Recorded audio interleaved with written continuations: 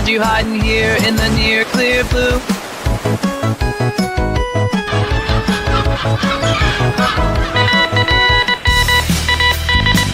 He's been cited by Forbes, The Wall Street Journal, Benny Johnson, Timcast, Dr. Jordan B. Peterson, and even the United States government.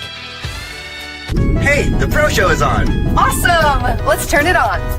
Guys? Where'd you go? Morty, let's check in on Ryan Johnson's new trilogy. Okay. I bypassed the compressor. What did you do, Ray? Son of a... That's gonna leave a mark. Now, he was okay, after 6-7 weeks. Okay? They get over it. Kids are resilient like that.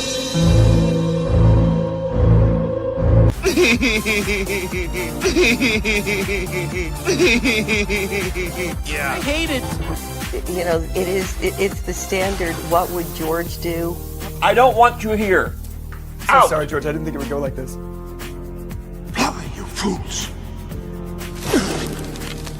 I've fallen, and I can't get up. Weird. Stay away from liquor, kids. I have always liked Cowabunga. Cowabunga! Now that's more like it, Mr. Wayne.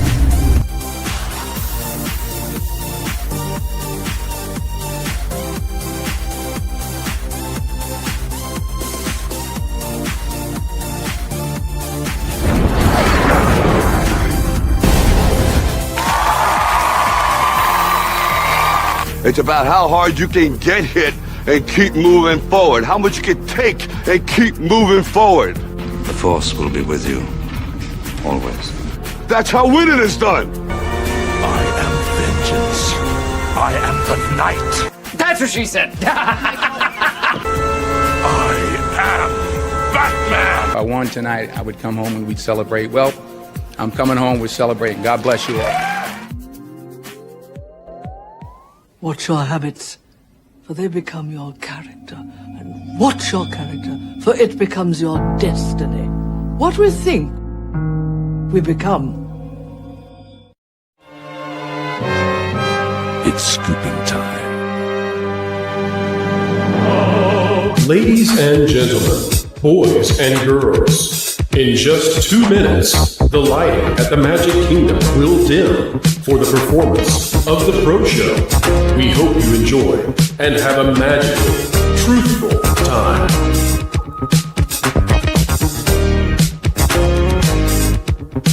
For the safety of others, please, no flash photography.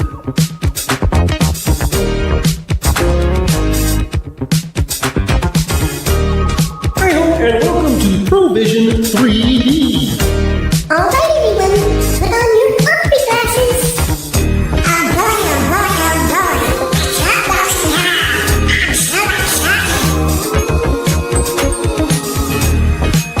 Keep learning, keep growing, and keep having fun. To all who come to this happy place, welcome. You know that you've been taught the golden rule, do unto others as you'd have them do unto you. Yes, Paul. Autobots, roll out. I'm bringing the party to you. If somebody's going to try to blackmail me with advertising, blackmail me with money? Fortune and glory, kid. Fortune and glory. Chicken jockey. All right, it's time to go to school, son. Come on, get your hands up, man. Are you okay? They'll never take our freedom.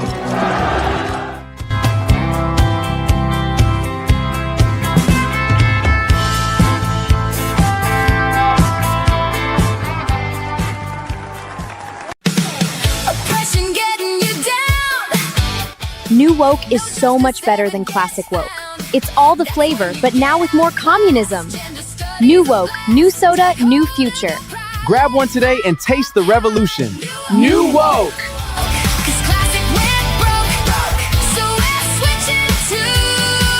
And remember, there's also Woke Zero, in case you need to slip socialism into your next family event. Guess what day it is? Huh? Anybody? Julie, hey, guess what day it is? Oh, come on, I know you can hear me. Mike. What day is it, Mike? Leslie, guess what today is? It's hump day. Woo, indeed, ladies and gentlemen, it's hump day, and welcome back to another fun-filled evening right here on the WDW Pro Show. And Chanel. What are we calling it now? Lauren, it's a Chanel. Number 5? Yeah. We're a perfume? Well, Channel, Chanel. It's, I don't know, it sounds French, sounds Are you sipping cocoa, fancy. Chanel? All I've got right now is a bottle of gassy water. I don't know if you want to like produce eau de nerd. Eau de nerd. You gotta nerd. Eau de nerd. Come on, say it with me, Lauren. Camptown Eau de Racers sing nerd. this song, Oh, to do da day. What perfume are you using, sir? Oh, I'm using Eau à la Toilette. And for our French speakers out there, you tell me what that means. Eau à la Toilette. S'il vous plaît. Merci beaucoup. All right, folks, take a click and take a sip with us. You click the like button and then sip along. Lauren, what are you drinking over there? Water. Lou, what for you? We are all in sync with good old H2O tonight. Well, at least mine has some gas in it. Oh. Yeah, accelerator. As the actor said to the bishop. Shall we? Yes.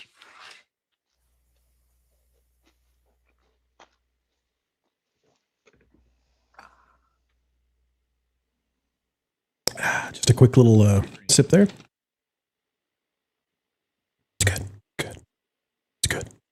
All right, folks, it's time. We got a good show for you tonight. We're excited to do it and cannot wait. Woo, we got 9 super chats right out of the gate. Folks, this is the greatest community online. We're crossing about 300 of us all together right now across the Tickety Talks, the Instagrammies, the GeoCities. What's an old website that I don't say? Ask Jeeves.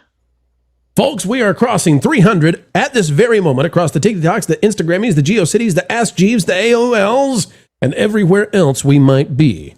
It's really YouTube and X.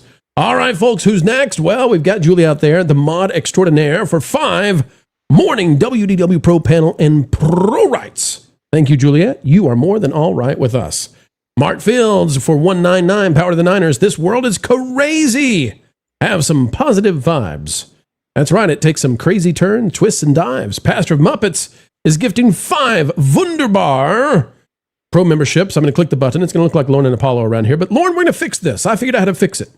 You did you? I did. We're going to fix this soon. See, but look, it did what at least this time I knew what it was going to do. The late night talk show of the intellectual set. Yeah, of course. It's it's where everybody wants to be when they don't know why they hate what they're viewing at night on Jimmy Kimmel or Fallon. The Jimmies. They want to get rid of their Jimmies. And they want to move over to Lauren and Apollo. Maybe they want to get in their jammies before they get into their jimmies. I don't know. Could be. Lou, you're a little quiet all of a sudden. Did you move away from the mic? I don't know what happened there. It suddenly got very soft. A little soft now. Hang on, I'll be right back. Speaking of soft, how about those puppets, eh? That's a bad segue. That doesn't. Sounds like a bad Wilton joke to me. We'll be back, Lou. In the beginning was the Word, and the Word was heard. Yes, the Word was... Oh, Eric Stratton is out there, too. Eric, good to see you. And, folks, get ready for decibels.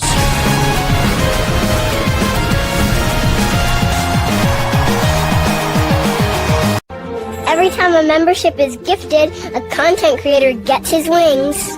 Was that gendered language? We're not at Magic Kingdom, Dad. Patrick Ganaway is gifting 5 more pro memberships. Thank you, Patrick Ganaway, opening the door to so many who want to be a part of what we do. Chemical sunshine, professor says pay no mind. Speaking of which, jump in the line. Keely the Light gave us some sunshine with 200 joules, and Joppy is out there giving us even more reason to celebrate. Folks, so many memberships right out of the gate. Let's celebrate together. I want to hear it. Not right now. Yes, now, Dusty Bun. Wait. Okay.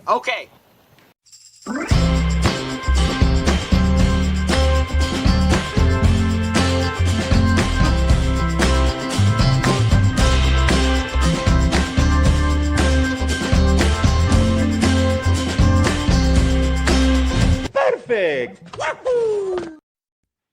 Wahoo indeed. We got Derek the DA with us tonight. Derek, welcome aboard.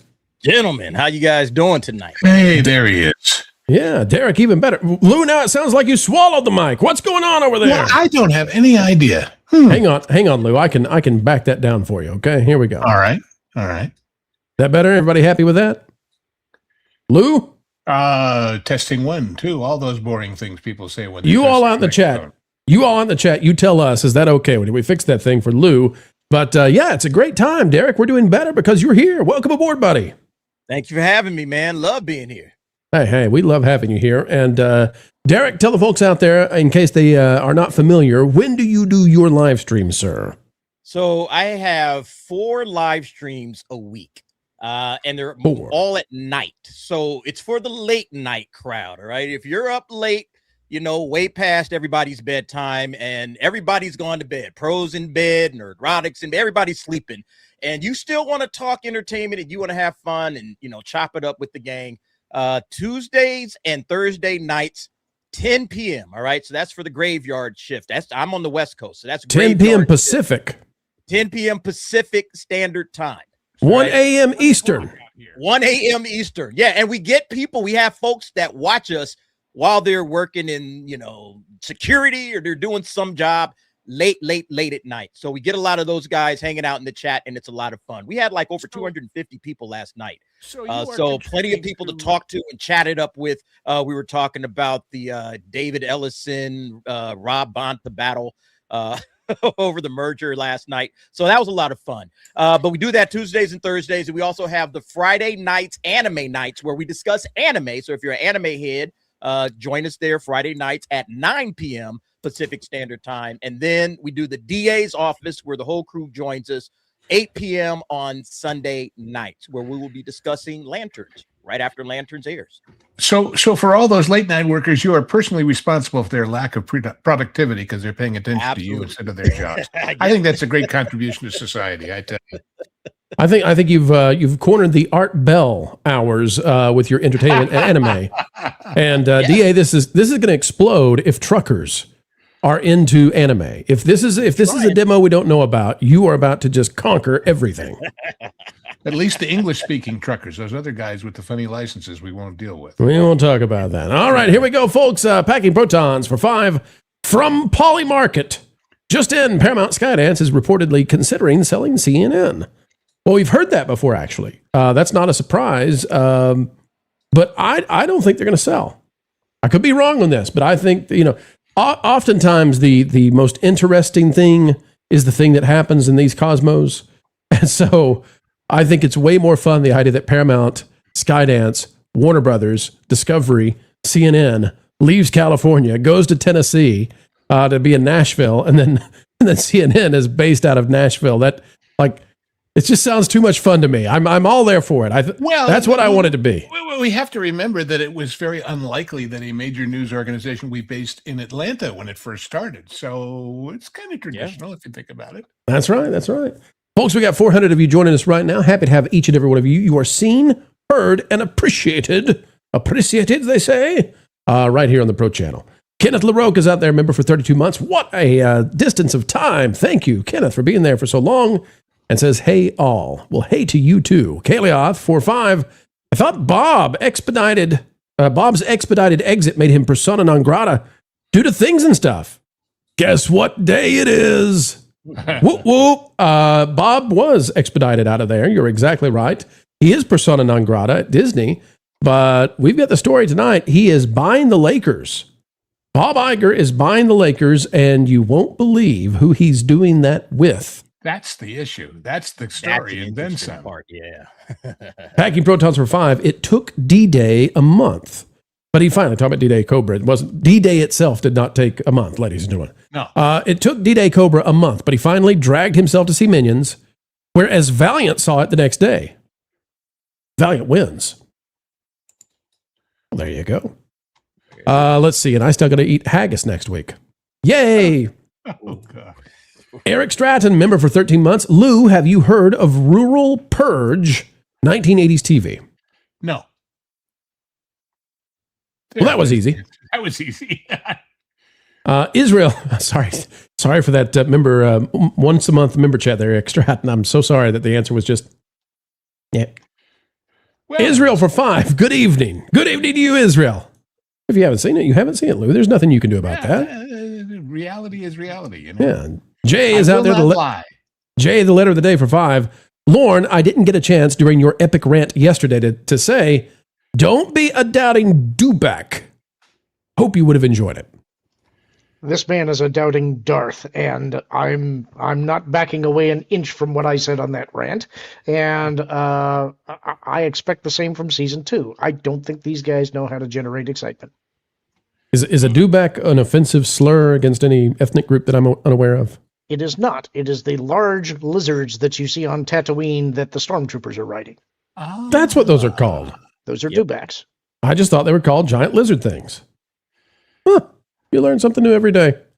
Justin Moore, 30 joules with a clutch. Clutch of what? You can't just have a clutch. It's a clutch of something, right?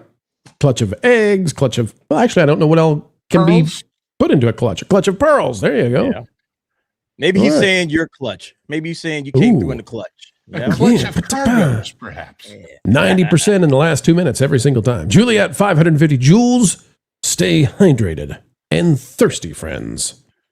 Packing protons for 2. Saw online Captain Marvel 3 might be in production. Packing? I can fix this for you. It is not. Juliet with 100 joules, throwing a high 5. Hey, Juliet. Skadoosh. High 5 right back at you. And Juliet with 1,000 joules for cheers. The cheers is for you. Sometimes you want to go. We got no slacker for 500 joules. Power potion. Hey, power to the people and power to the potions. Chihuahua Dad for 550 joules. Stay hydrated, stay thirsty. Tiene sed, amigos. Joppy for 200 crowns. Modern anime productions are pure doo-doo, especially when it comes to voice acting.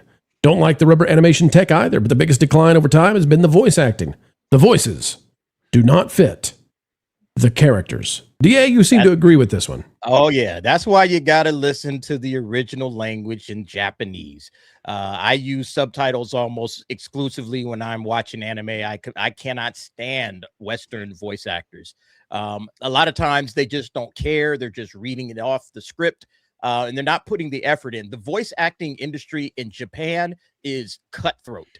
And only the best of the best of the best even rise to the level of being able to do as many shows as they're able to do. So they get true emotion. And of course, it's in the original language. The problem is then you got to read the subtitles. But I much prefer to listen to the original voice actors in Japan do their craft. They are awesome. You go for the dubs, eh? No, subs. Subs and dubs? Subs. No, just subs. Subs, not dubs. And dubs, yep. Okay. Jim Butler for 2. That's another reason not to like the Lakers. I just started liking them again, man, because they got rid of LeBron. Well, I was like, finally, LeBron is gone. I can cheer for the Lakers again. Oh. Just when you thought it was safe to go into the forum again. Or not got rid of anymore, right? Got rid of Bron. Bring in Bob. Yep. Patrick Getaway for 5. There was a rural purge of network TV, but it was in the 60s. There you go. I'm going to say what he's talking about now when they got rid of Petticoat Junction and all those kind of shows because, oh, gee, we want big city people. Well, no, wait a minute. Hold on a second. Would that be so when they're talking about that happening in the 80s? Oh, well, maybe not. I don't know. But there was a period where they were people with big ratings were told, no, you appeal to the wrong audience. Forget it. Goodbye. I'm trying to think because, Packing was saying the 80s and early 80s. I don't know if it all lines up that you had Dukes of Hazzard and Little House on the Prairie and some of those shows all going away at the same time. That's possible.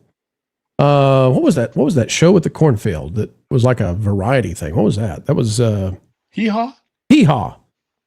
Oh, yeah, I remember Hee Haw. Yeah, Hee Haw was rough to watch. Mad respect to anybody who was on Hee Haw. If you loved Hee Haw, if you watched Hee Haw with your with your grandparents. You know, good for you, but not my cup of tea. Packing protons for 2 giant dewback elephants. Okay, now we're just throwing random words together. I'm going to have to quibble a little bit here because the elephant was for the bantha. But fair enough. I'm glad you guys speak this language. I don't know what we're doing now. Jay, the letter of the day for 5. Lauren, I agree with you, but no one throws out enough Star Wars jokes for us to enjoy. Lauren, you got a Star Wars joke in your pocket. You have one that you're just ready to go with when people request it. I'd tell you a Darth Maul joke, but it's cut rate. Oh. It's bad. I thought you were going to say, is that a Star Wars joke in your pocket, or are you just glad to see us? But, I lost the A there. There we go. And everybody got fuzzy for a minute. How about this, Lauren? Let's workshop that, okay? Let's see if we can make that better. I'd give you a Darth Maul joke, but I'd have to... Let's see. I'd give you a Darth Maul joke to use in the future, but it's so bad, it's going to be half. I'll cut the price in half now. No, what you do is you say that the toys for Darth Maul after the Phantom Menace were half off. That's the joke. There you go. You keep that one, works. okay? That works. You keep that one. All right, folks, continue right along. What do we got? We got packing protons for 2. I send what I see just in case it's a scoop. Well, keep scooping packing protons. We appreciate you. Keep it coming. Keep it coming. Jason Nelson for 2. How many new showers will be... I would guess he could just use the players' showers. They got plenty. I think... Will the new mascot of the Lakers be a hippo? I listen, guys. I don't know that Bob wants to get in the showers with those guys. Bob will feel inadequate for some reason that we won't describe here. There's going to be a...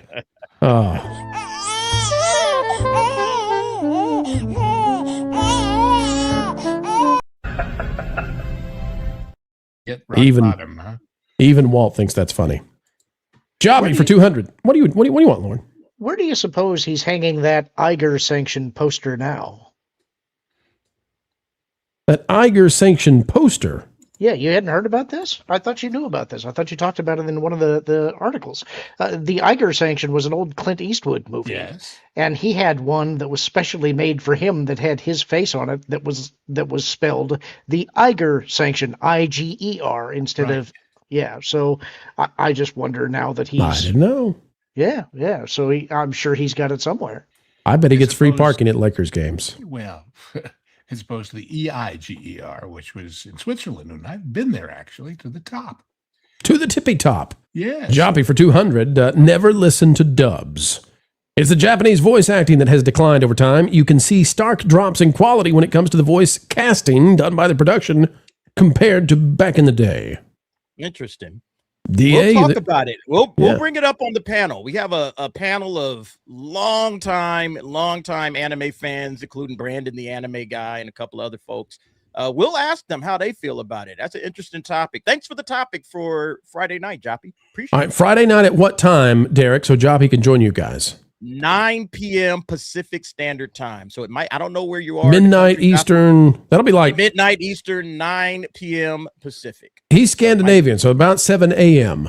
For Joppy. Okay. 7 a.m. Hop on up and get your breakfast ready to go. Yeah. Yep. Join the DA. Join the DA. All right, ladies and gentlemen, we've got more super chats, and that's the generosity of this community. It just keeps going and going, flowing and flowing. We're almost halfway to the goal.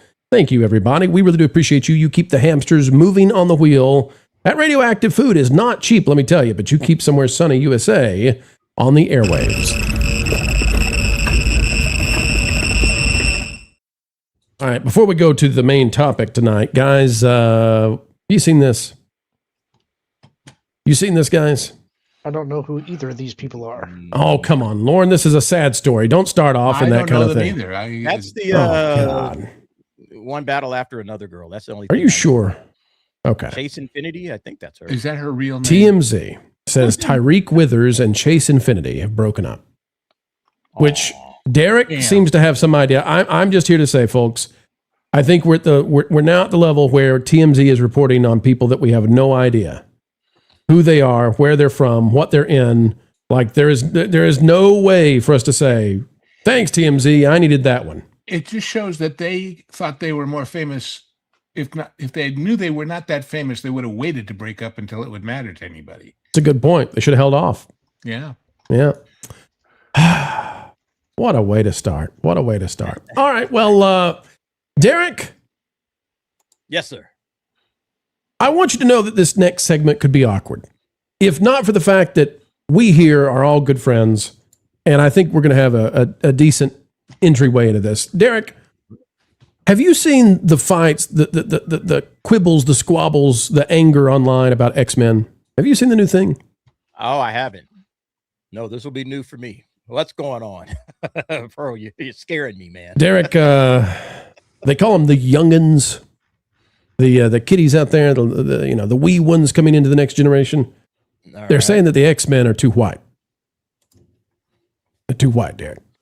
So, Derek, let's dive in. Lauren, could you not be quite as pasty in this next? Could you just be you, Lauren? Even the blue girl is too white? Probably. Just do you, Lauren. I'll try and become more swarthy. Let's see how that goes. What? Swarthy? Yeah. You going to play that on Scrabble next time? Yeah, sure. Why not? It'll probably give me lots of points. Definitely.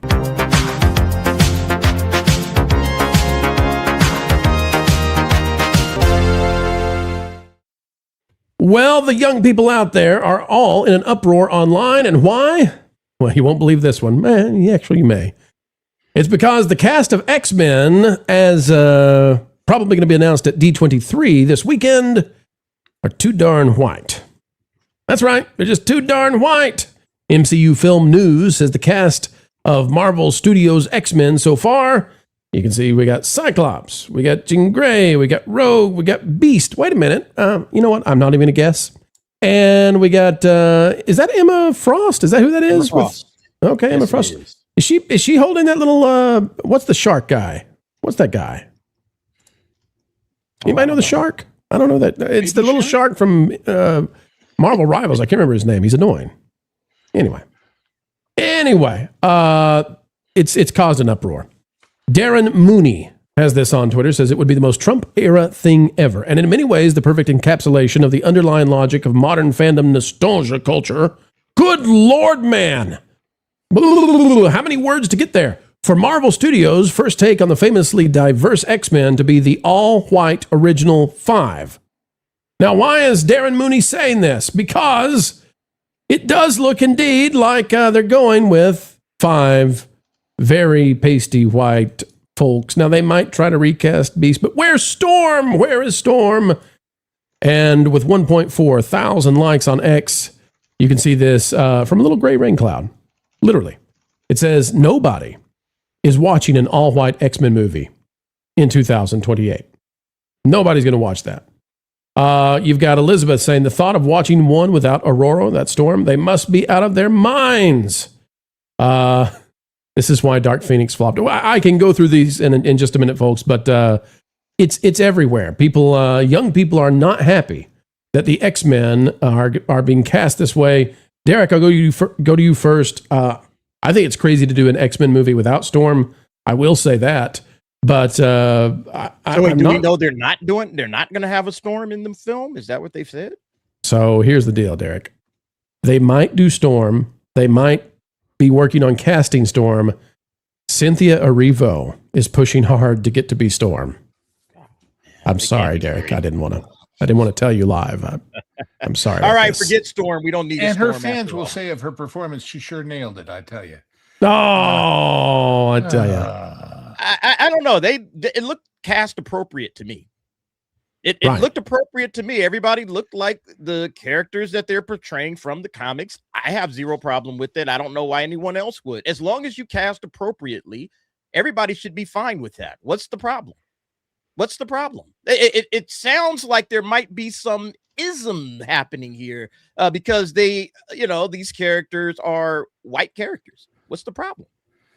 So we got this response. It says, dude, it is the X-Men original team. This is such a non-issue.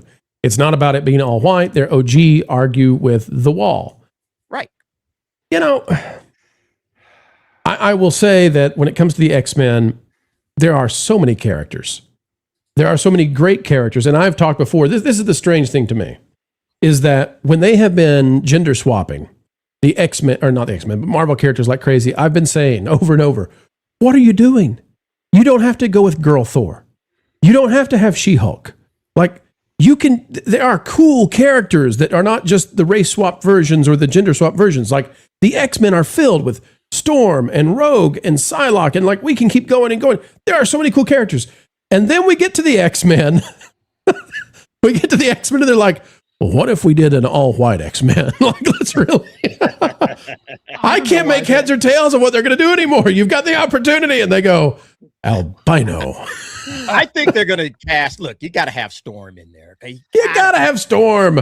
You got to have Storm in there. I don't think there's a chance that doesn't happen. But I don't think there's any, like, look, we were dealing with this when people were upset that Marvel was quote unquote canceling a lot of black shows that were underperforming or black movies. And there was this big controversy about that on Black Twitter and all throughout X. And it was like, this is ridiculous. Marvel's canceling shows that aren't making money, though nobody's watching. Okay, Wonder Man was one of them. Had low ratings and nobody checked for it, so they canceled it. There were issues going on with Blade. We know that. Now that's the problem, in my opinion. Blade was a real problem, that they couldn't figure out how to have a vampire hunter kill vampires and make it look cool. That's a Kevin Feige problem, in my opinion. But everything else that they did with Ironheart and with Secret Invasion and all the other shows, they gave these characters a shot. They gave them an opportunity. And so there was this big outcry over them canceling those shows. And it's like, well, no, they should cancel them. Just like they should cast the X-Men appropriately. All right. So Cyclops needs to be white. Jean Grey, Emma Frost, Beast, and who was the other person? Was it Rogue? Yeah. And yeah. And then you have Storm come in. You know, and there's some other characters, you know, you could probably get Jubilee. I think Kitty Pryde would also be a good addition to the team. Jubilee's Asian. That works out great. Yeah. So this is a non-controversy. These are just people on X being people on X. All right, Derek, you ready for more controversy? Oh, yeah. Now, if we get a casting of Storm, if Storm is going to be in the movie, which, my gosh, how can you not have Storm? But if we get Storm, it's not good enough, Derek. It's not good enough to cast someone of color to be Storm. We're getting this kind of stuff online. Oh, God. 7.6 thousand likes this. We want a dark-skinned actress to play Storm in the X-Men. No more light-skinned Storm. So, okay. We're going to get into this. To their credit, Storm is from Africa, and she's very dark in the comics, all right? And sure. I believe in getting as close to the original as humanly possible. That's what I believe in, all right? As close as you can get. And so if they find an actress that it really gets close, cast that actress, you know, as close as you can. I think Halle Berry, in my opinion, was too light-skinned. I'm not doing the colorism thing, but I think she was a bit on the lighter side. Could they have found a better actress at that time? I'm not sure. But let's get real, Derek. Did you, when Halle Berry was Storm, did you go, oh no? Oh, I didn't care. I love me some Halle Berry. Yeah, don't get it twisted, bro. But I'm just saying, from a casting standpoint, like it was the whole thing with Lilo and Stitch and the Nani girl and all the controversy from there. And I agreed. I said, hey, you should try to get as close to the original. Okay, you didn't create the character, so try to get as close as you can. You know. But the last thing you should do is race swap, you know, from one to the other. So if it's a lighter shade of brown, I'm fine with that. I have a proposal to make. Please. I want to meet the woke crowd in the middle. I want to say, you know what? You're right about all this race swapping stuff. I'm ready to go with it. I suggest, in the interest of extending an olive branch, this is not going well. We're willing to give you all of the characters that you want that you could race swap, but we want Storm, and she has to be played by an albino woman. And if they complain about it, then obviously they're against people with that particular skin condition, and they need to explain themselves. But you had to go there, didn't you, Lauren? You had to go there. Explain themselves. That's their glory is that they don't have to explain nothing to nobody. It's always the token white guy on the panel, Lauren. It's always you. All right, Lou.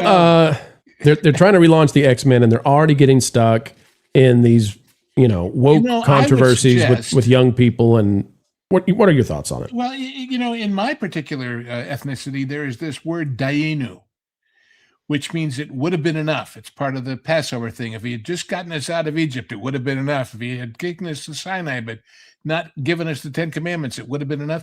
You know what? It would have been enough if they make an X-Men movie with a story and characters we give a damn about that actually has a happy ending with the heroes winning.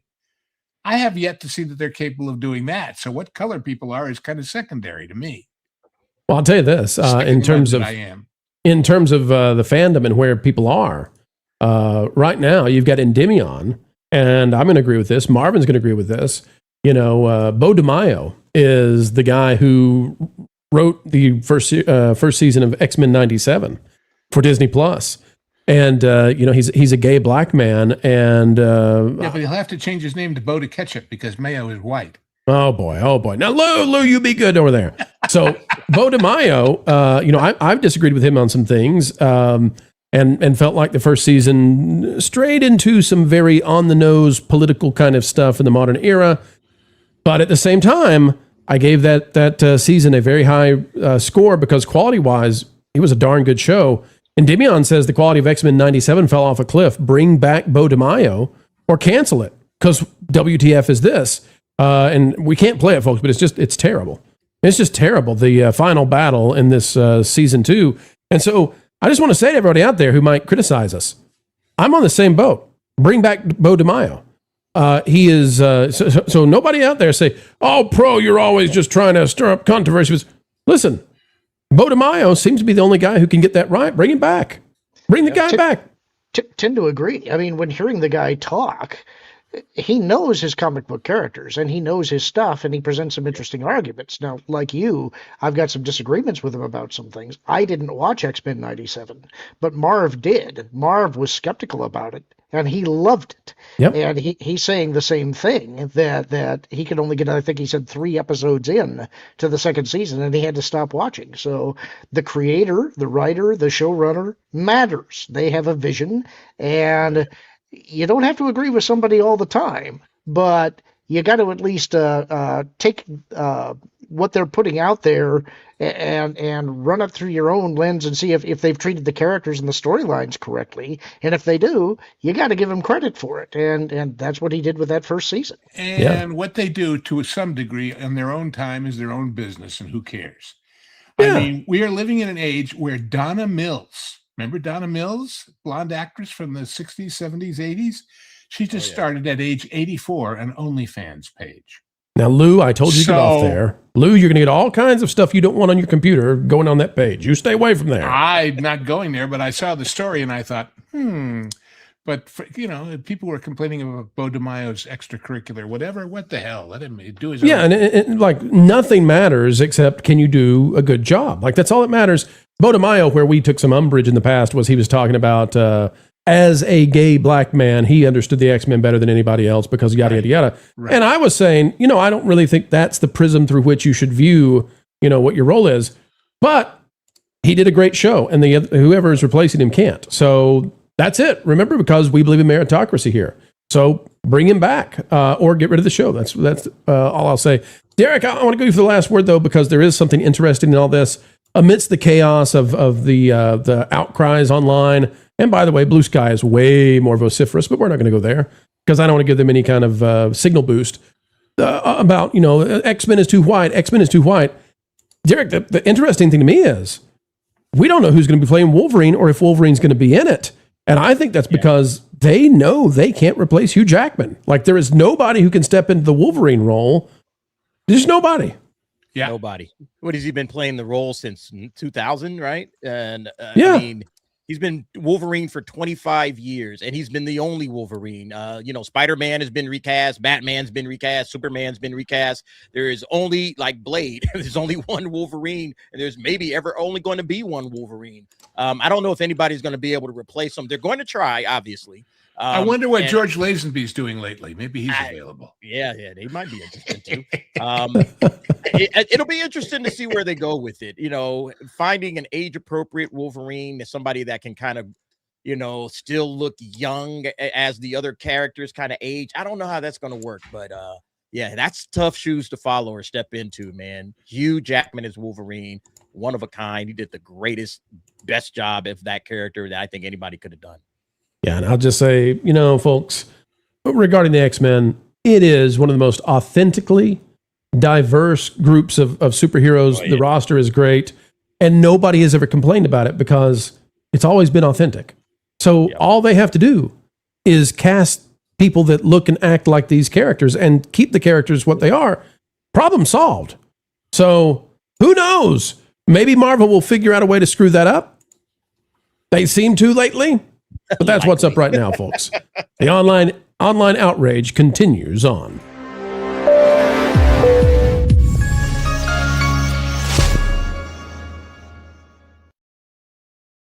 Ooh, we got 19 super chats, and ladies and gentlemen, we've got so many of you joining us right now. Every single one of you appreciated, seen, and heard. 700 hopping in with us right now, and good to have each and every one of you. That Service Dog with 200 joules. We be jamming, man. Sean, formerly John, for $4.99.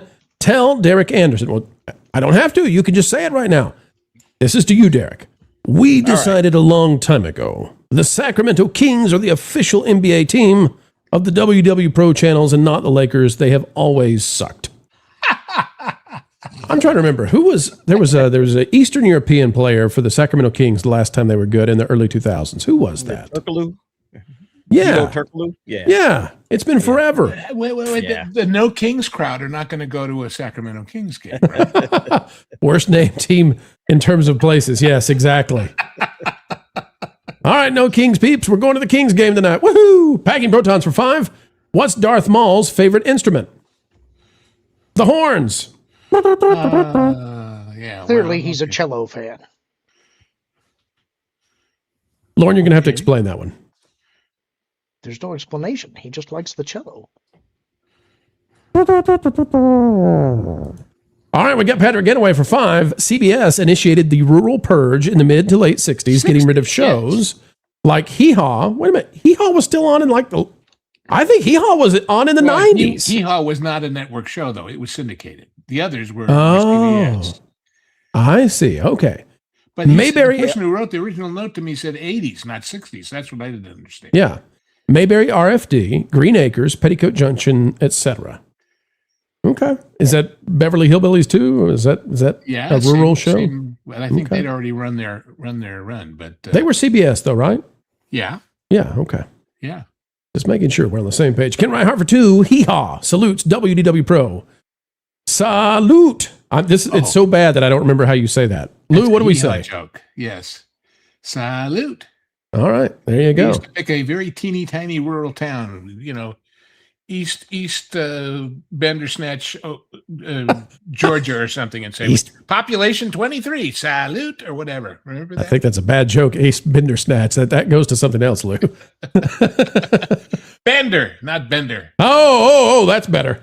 Packing protons for 10. So uncaring of Star Wars these days, I'm forgetting my basic facts. The banthas were the elephants. The dewbacks were the barely moving paper mache mounts. Correct. Get your program. You can't tell the banthas from the dewbacks without your programs. Get your programs. Get your programs. Juliet with 1,000 joules. We know this one. It's a corgi. Thank you so much. And Coalhammer 2001 for $20. Lauren, Lucasfilm is staying woke, so why don't they cover the Pius D. Star... Lauren, read this for me. I'm done. This is not English. You just do it. Lucasfilm is staying woke, so why don't they cover the Pius Day Star Wars period? Straight white males leading the Republic in a crusade against innocent aliens and Hutts, but the Jedi are the good guys. I could have read the rest of it. I could have got it. So this requires a little bit of backstory. This comes from the New Essential Chronology that was published probably 15, 20 years ago now. There was a period of galactic history that was pretty much blank, and they needed to put something in there. So they came up with this idea that sort of explained the humanocentric view of the Empire 10,000 years later. Humanocentric, you say? Yes. So this was a time during which there was an assassination of, actually first there was an impeachment and then an assassination of the Chancellor of the Republic. He was replaced by somebody who renamed himself Contuspex the First. and he began the Pious Day Crusades, which were essentially a humanocentric anti-alien crusade that lasted for 1,000 years. And there were the war ended with I believe it was Contespex the 19th. So it was basically a 1,000-year war during which straight white males led a crusade against non-human characters, and then the Empire later adopted some of those principles. So he's asking, being as Lucasfilm is not ditching woke, why don't they tell that story? And I think the answer is what you said at the very end, which is that the Jedi are the good guys. They help put an end to those crusades, and they don't like having the Jedi in a good light either. Bingo. Glad we could help. Lauren, you ever thought about teaching Star Wars at the college level, buddy? Well, there's got to be a college out there that'll give a degree in it. I just see Lauren with chalk and chalkboards and a ladder. He climbs up and he's marking. This was the Bantha Dewback Moors of the Celiac period. Well, do you remember that time that Steve reached out to me with a question about anti-droid sentiment throughout the galaxy prior to the prequels coming out? Yes. Yeah, okay. If you didn't remember, I was going to tell you, ask him about that sometime. So okay. I feel like I should stump you right now with some ridiculous question. It does happen. I don't think it'll happen. Here's a question for you. Culture? Hey, what's going on? Who dressed you in a tablecloth? Yeah, or a bright shirt. Anyway, how are you guys doing? You doing well? Culture, it's not nice that we bring you in and Lauren immediately insults you. I want to apologize for that. Lauren, for that, Culture goes in the middle as the tiny little yellow man. Well, thank you for that. Much appreciated. Hello, tiny little yellow man. He's a minion. I feel very minion-y right now. How are you guys doing? Are you sick? Are you okay? Yeah, I'm good. You sound a little nasally. You sound a little. Oh, yeah, my allergies are here, so Your allergies are in Vegas. Anaheim. You moved to Anaheim. Okay, well, you went from the dry desert of Vegas to the dry desert of Anaheim. Yeah, still arid Anaheim, but all right. You having a good time? Yeah, it's okay. I'm here for the D23 Expo event, which I've started coverage of already, even though it doesn't start until Friday. But I'll be covering Kingdom Hearts on behalf of our park place, if I can get in. That's like the only thing that people are interested in, Pro. I don't know what's going on. Why are people only interested in one thing while they're here? I don't know, Oompa Loompa. Hey, Culture. Have you, on a serious note? Yeah. Stop it, Lauren. You're going to break me. I'm just going to see how you segue this. No, stop it. Stop it, you. All right. On a serious note, Mr. Bumblebee. Folks, are you having a good time out there? We're having a good time. Everybody's having a good time. Culture. Yes, sir. Have you seen our new woke commercial? You have a new woke commercial? Okay, let's. Oh, do we? New woke is so much better than classic woke. It's all the flavor, but now with more communism. New woke, new soda, new future. Grab one today and taste the revolution. New woke.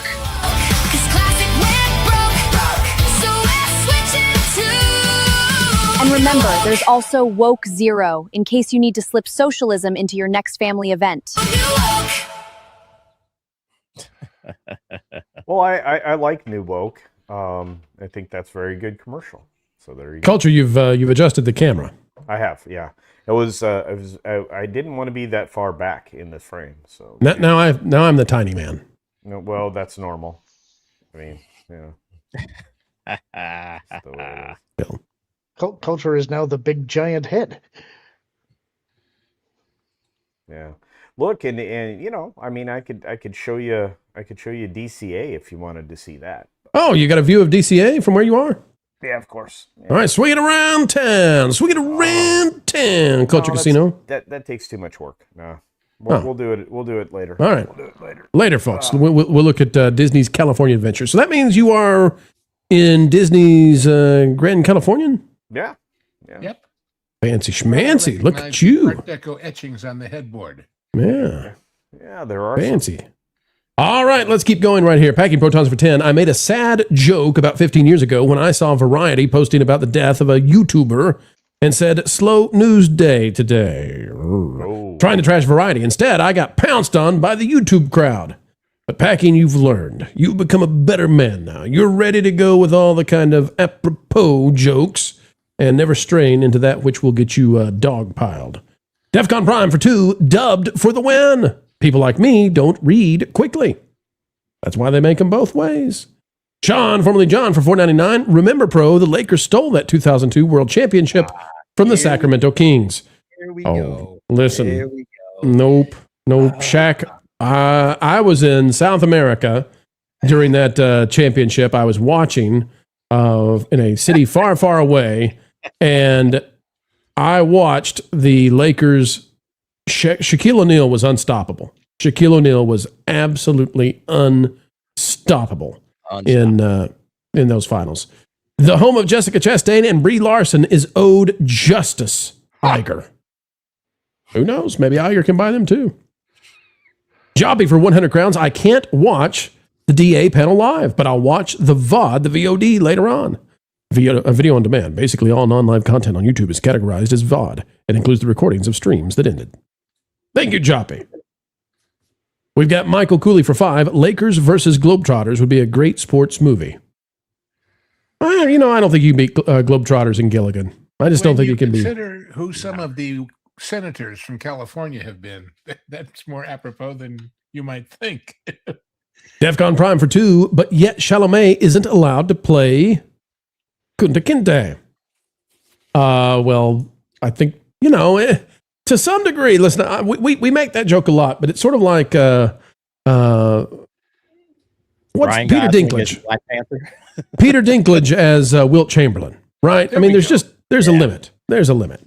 Yep, DEFCON Prime for 2. We got that one. Thank you. Keely the Light for $1.99. Power to the Niners. Jubilee is the greatest of all time. America.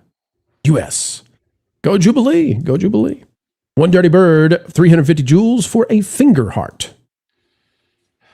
We've got Kenneth LaRogue for 5. Wouldn't surprise me if they had to recast Beast. The actor is now suffering from a broken heart. He was in your first story. Yes, it seems like the actor playing Beast might actually drop out. I don't know what the drama is there, but he may drop out and may scuttle the D23 announcement. Culture, what are you doing right now? I was trying to line up the camera for an outside image, but it's the railing. It's not the park. Switch it again. Let's look. No, it doesn't look. Come on, give us just a little. Here we go. Wow. Hold it right there. Yeah, we can see. You can see the drop tower thing going over there on the right. Yeah. The parachutes drop. Pixar Pier. Yeah, there we go. It's a terrible view. Yes, it is. But we can see your knees and shorts, I believe, though, in the reflection of the window. There you go. Yeah. So looking sharp there, Culture. You've been doing leg knees. We call him e-ticket knees. You've been doing leg days. That's fine. I can tell. Javi is out there. We're giving you a hard time, Culture. You know what? That's fine. I'm going to stop. You deserve all the praise.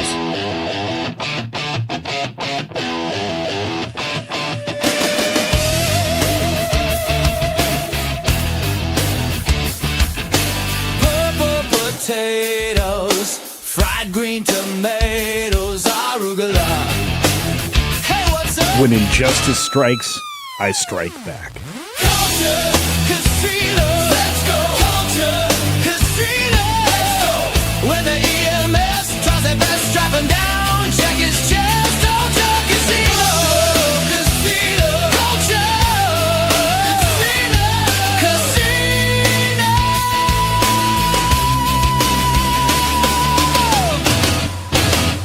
Culture, casino. Let's go, let's go. Culture, culture, casino.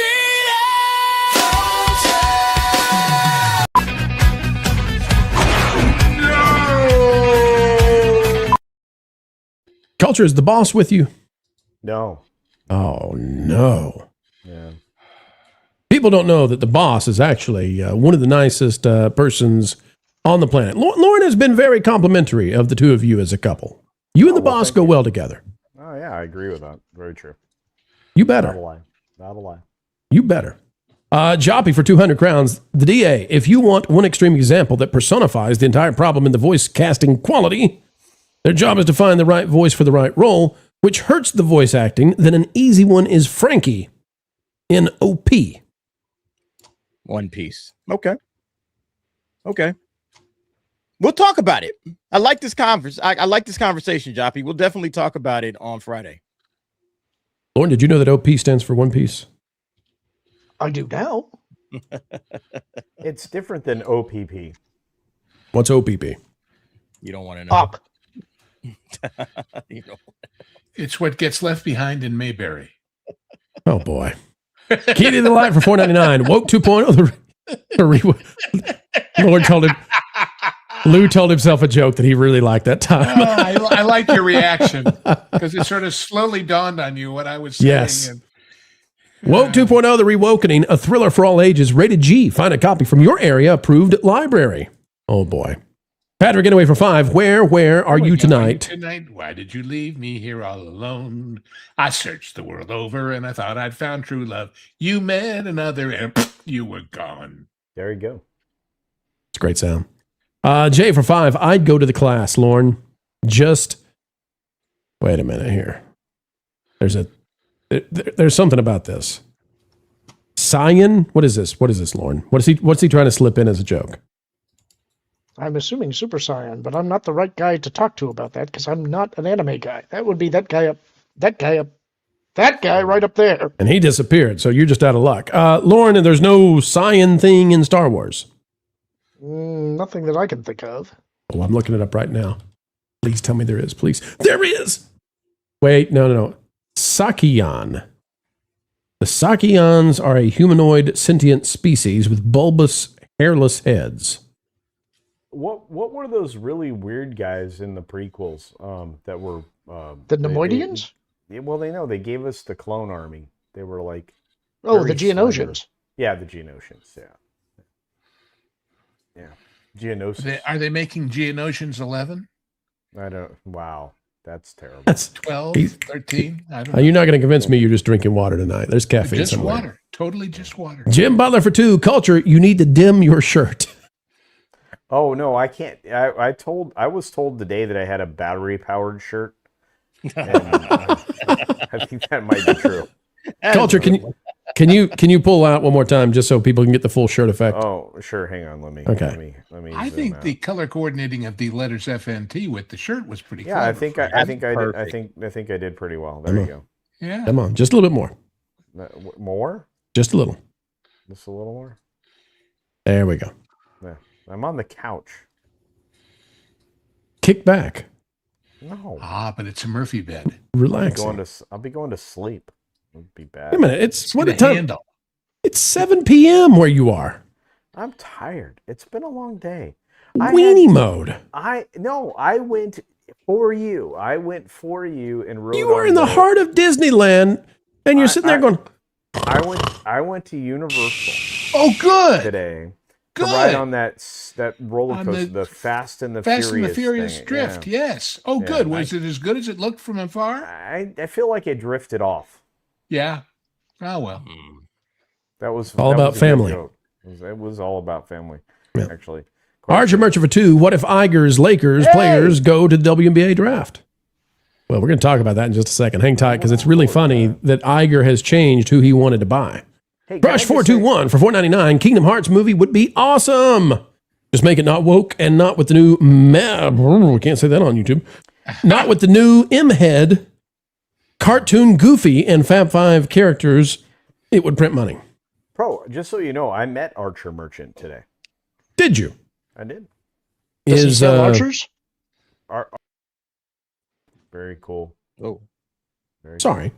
I did this because I just wanted to say, does Archer Merchant look anything like this Archer Merchant?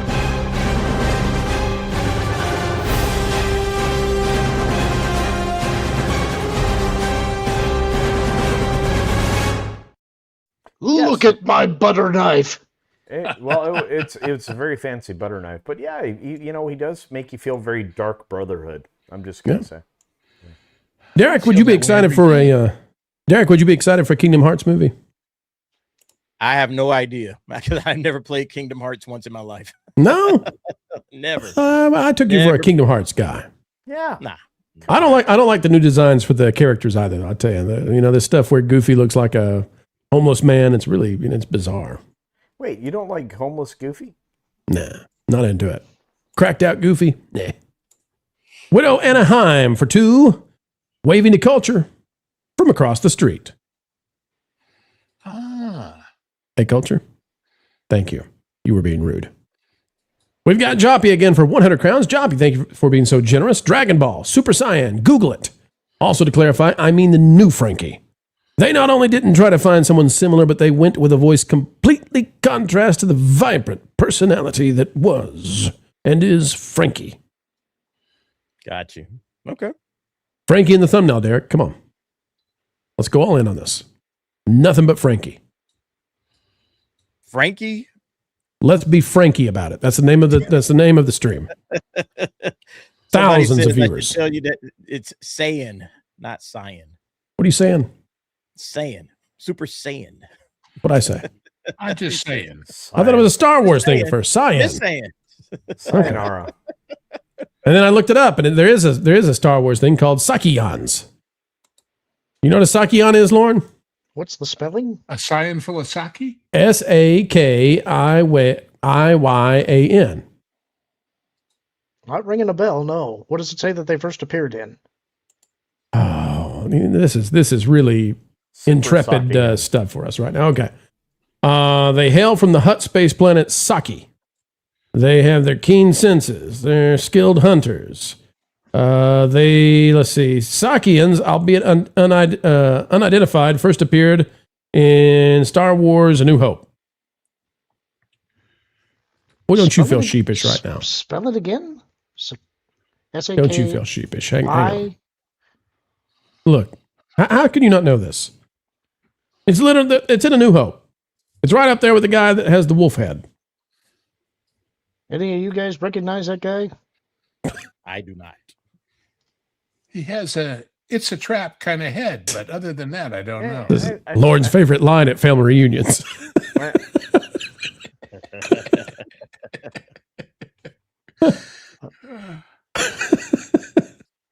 All right.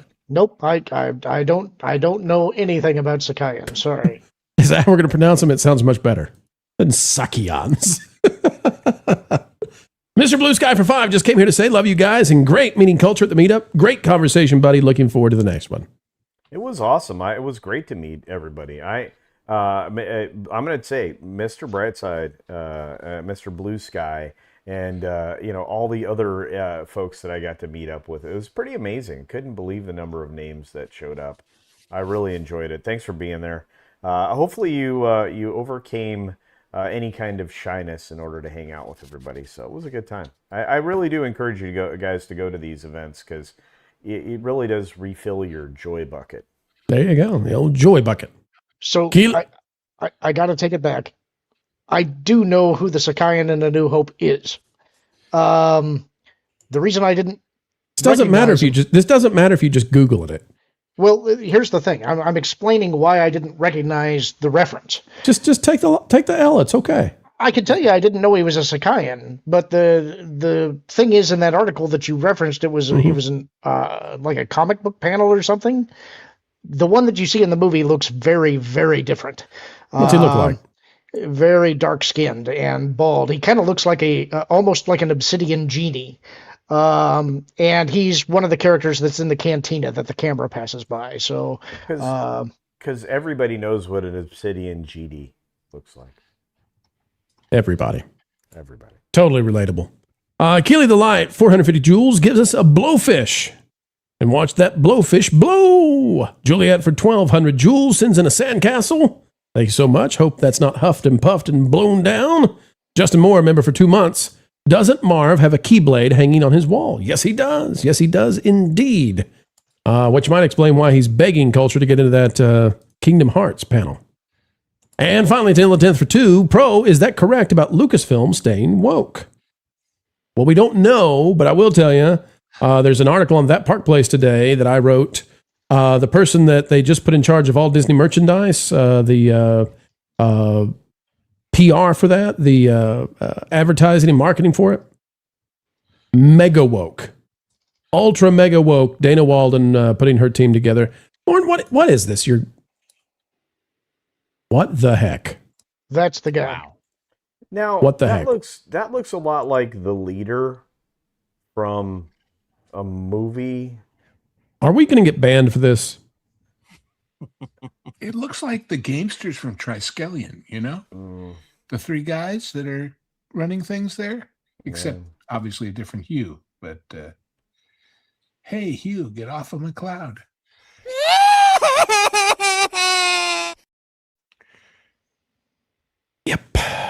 One of them shows. All right, folks, it goes on, and we've got more on the way. Let's see the Super Chat goal. 4 away from that. Wowza. All right, folks, let's talk tonight about Bob Iger buying big time. Not a team from the WNBA, as you might suspect. I know, right? You would think he'd be throwing some love over that way, but no. Bob and his beautiful wife, Willow, they're going to the Lakers.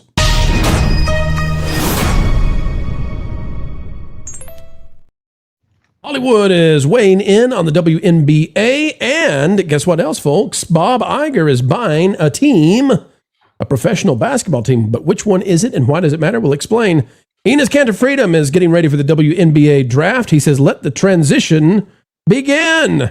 Oh boy, here's Enos Cantor. We're not going to play that. He's got a very girly song playing behind.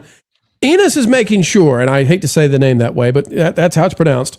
He is making sure that the WNBA knows at least what a dude is. They might not know what a woman is, but that's a dude, and that's him getting ready. He's a former NBA player.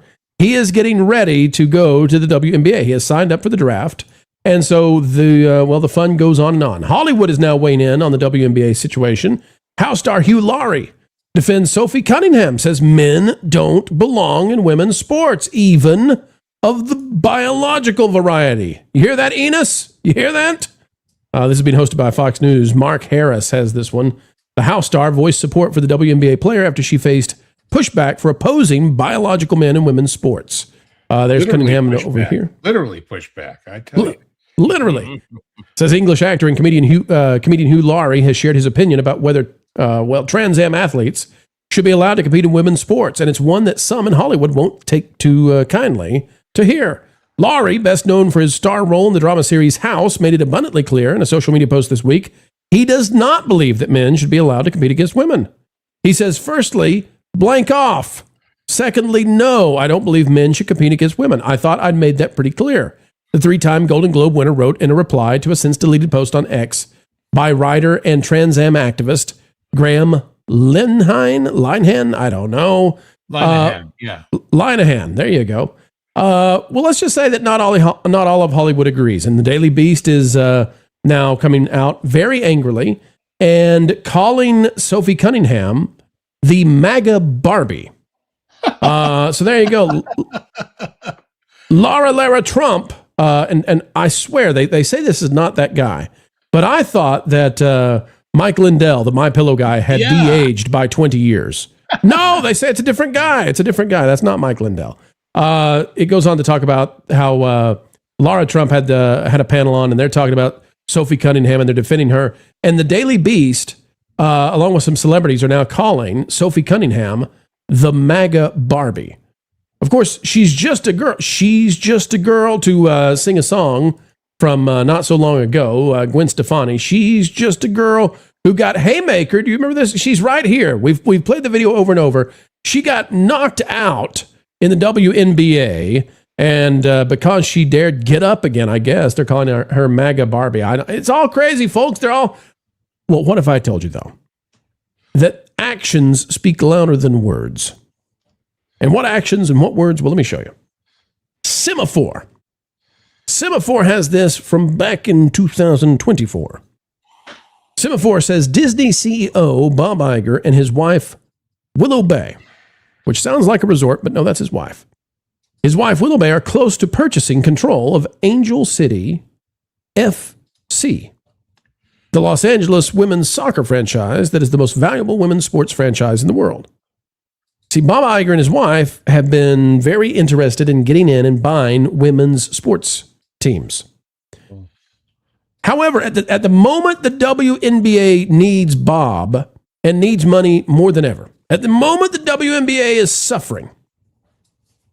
According to that Park Place, today, Marvin Montanaro writing, former Disney CEO Bob Iger and Josh Kushner, brother to whom, Lou?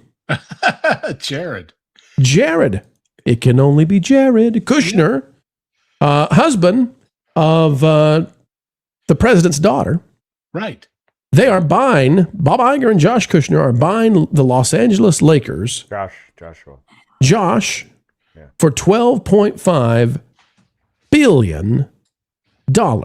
Take that, Dr. Evil. $12.5 billion. Well, first of all, where did Iger come up with that kind of money? Golden parachutes. Well, I mean, Come on down. So are we going to start calling him MAGA Bob now? He also offloaded a lot of stock, if I remember right. Yeah, he did. Not that much, though. There's more to this than meets the eye, as they say. Well, let's read about that a little bit. Here's what we've got. CNBC reported Wednesday that Walter has sold his majority equity in the Lakers to Iger and Kushner, citing a statement announcing the transaction. A person familiar with the terms told the outlet the deal values the Lakers at $12.5 billion. The Associated Press separately reported the $12.5 billion figure, which would establish yet another record for the sale of a professional sports franchise. This goes on to talk about all of it. Bob is consistent buying everything at the top of the market. Every single time. Well, here's the quote from Bob Iger and Kushner. Quote, as lifelong NBA fans, we are deeply honored for the opportunity to become stewards of the Los Angeles Lakers, one of the most iconic sports franchises in the world. We have immense respect for the leadership and vision of Jerry and Jeannie Buss. Yes. Our long-term commitment is to build on that foundation, compete at the highest level, and serve this extraordinary team, its fans, in the city of angels, that is Los Angeles. Okay, so Bob Iger is buying the Lakers. And so the connection I've got here, folks, is that at the same time, the WNBA is going through all of this, all of this stuff and nonsense and all of these, all the drama, nonstop drama. Everybody on the same political aisle as Bob Iger is saying, WNBA, go WNBA. Does Bob Iger still want to buy women's franchises? No. Bob Iger wants to spend his vast wealth on buying the Lakers because they're iconic. I don't even know what the name of is it the Stars? The Los Angeles girls team? Women's team? Sparks, that's right. Sparks, yeah, 'cause they need sparks in California to set fires. Right. So guys, I just find this fascinating that the big money, when the rubber hits the road, it's the men's teams. And the reason seems to me. That's where the money is. Yeah.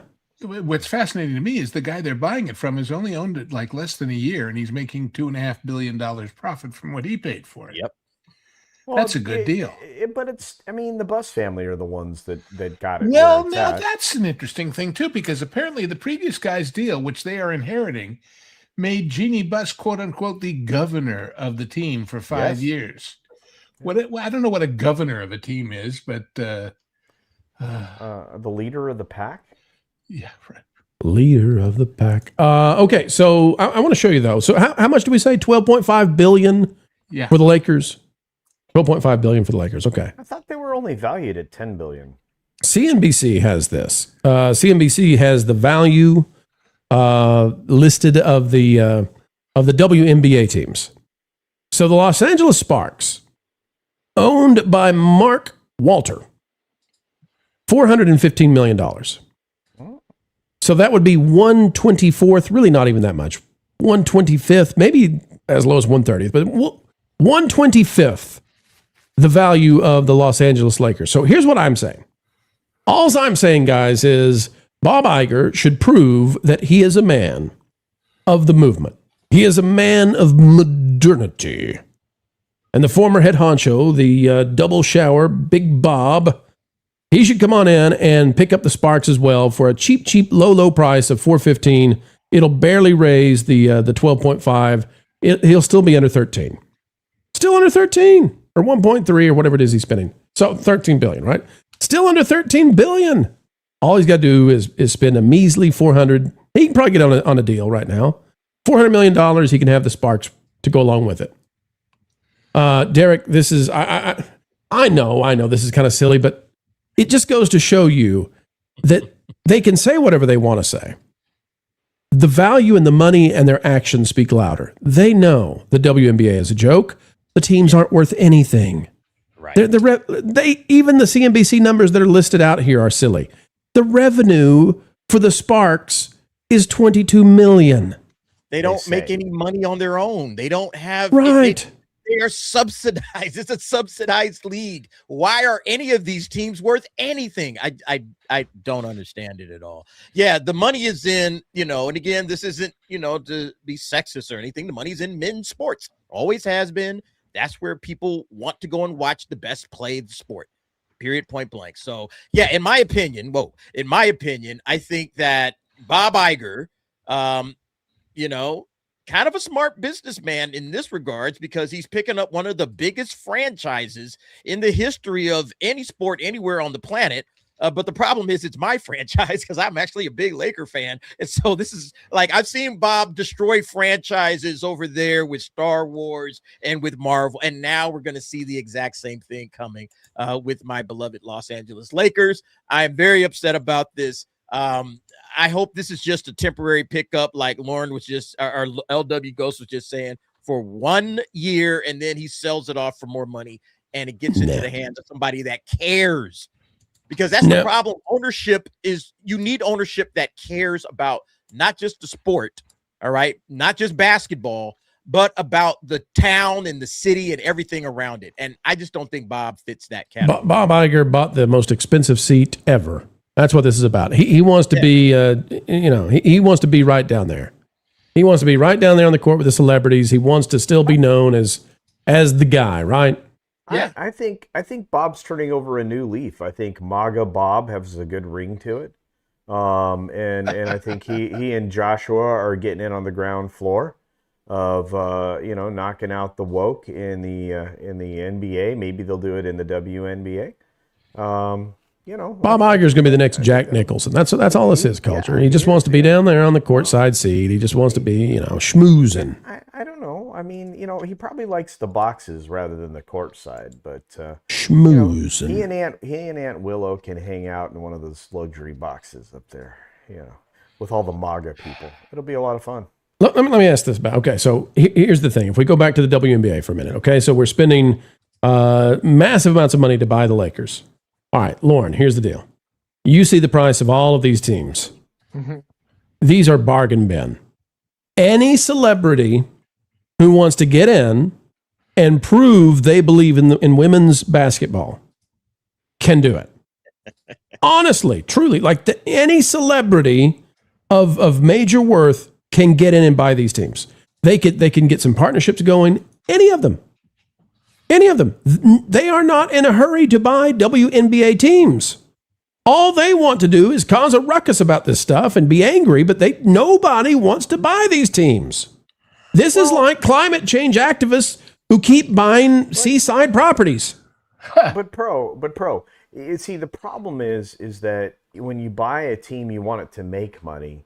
And for you capitalist pig, for the length of the WNBA's existence, they've lost at least $10 million a year or more. And now, as we've had recent years where they've had to pay more money to people like Caitlin Clark and the higher end folks, you're looking at losses of $40 to $50 million a year. And I think even our friend, the DA, can probably back me up on that. Nobody ever makes money with the WNBA. No. And not even the players. I mean, out Jane, you ignorant capitalist. May I ask, DA, do you actually go to Laker games? Oh, it's because I guarantee you the price of hot dogs is going up. Oh yeah. No, I haven't been to a Laker game since since LeBron came into town. Yeah. So Oh, I was Bron. looking forward to going to a Laker game But next now year. the churros are going to be absolutely insanely expensive now because Bob's in Bob's charge. there. Gosh. See, I was a What's Spurs on fan that until Popovich went crazy. Go ahead, Bro, go ahead, Lou. Get that list back up again, would you please? On the way. Did you notice that the Connecticut Sun is owned by the Mohegan Tribal Gaming Authority, which is the Hang people on a that own the Mohegan Sun Casino?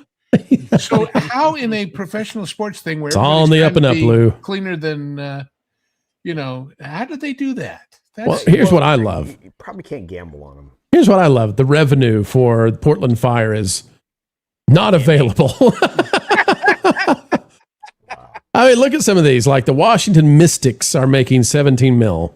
Atlanta Dreams 17 mil. That's the revenue. They're not making anything. These are incredible losses.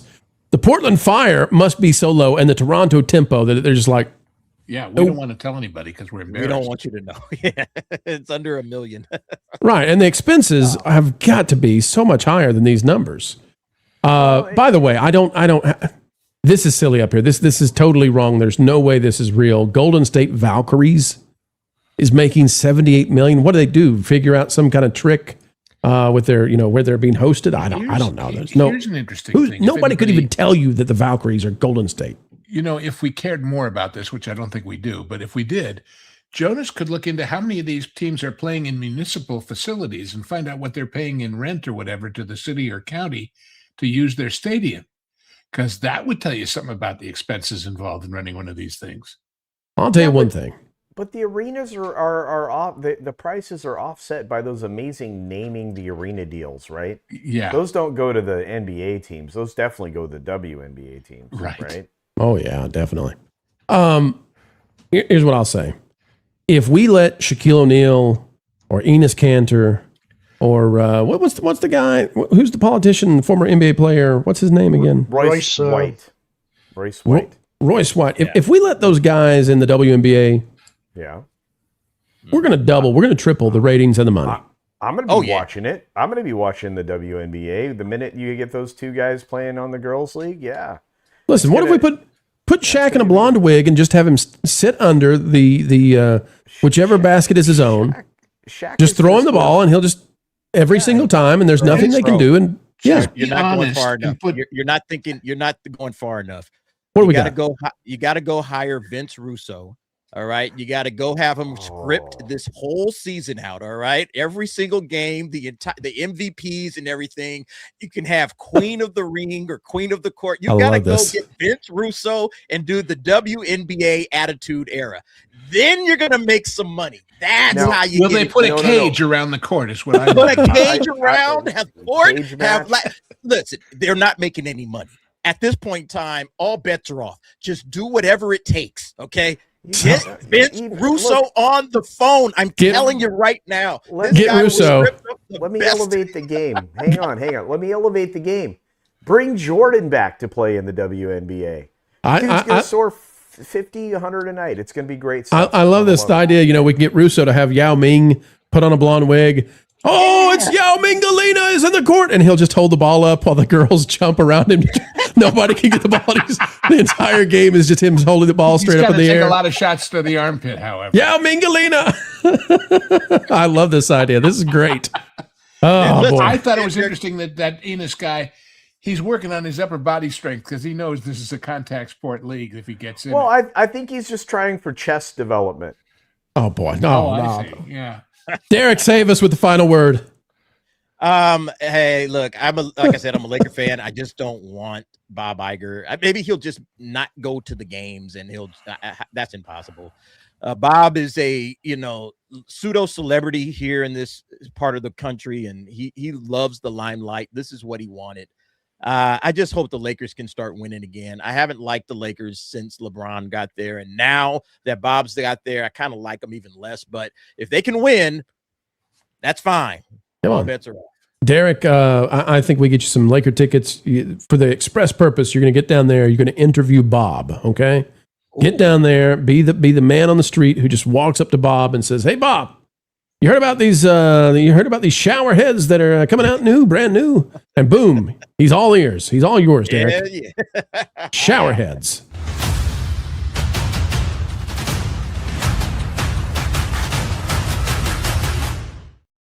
And we're moving and grooving, folks. Because of you, we hit the Super Chat goal. We'll be doing a Q&A tonight.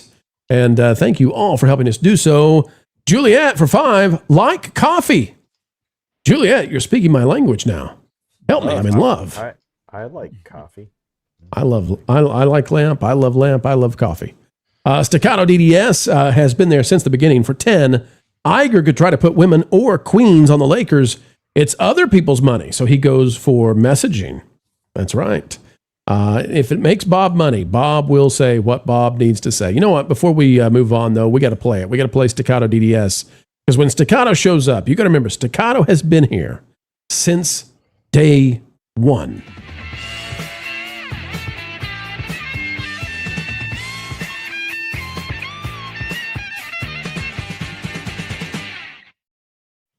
We've got Pastor of Muppets out there for 5. Mr. Popo from Dragon Ball looks like an obsidian genie. Lauren, does this qualify for obsidian genie status? Mr. Popo. Let me look him up. You don't know, no. Mr. Popo. Deep names here. Big Is professional his sounding meal names. a Popo platter? That's what I'd like to know. Yes, Popo Saria. he does look like an obsidian genie. He is an obsidian genie. Well, there you go. All right, wake me up. Juliet for 5. Subscribe. Thank you, Juliet, and thank you for being a mod extraordinaire. Jobby for 100 crowns, another example of poor voice act. Derek, get back over here. We need you for this one. Where are you, Derek? Here I am. Sorry about that.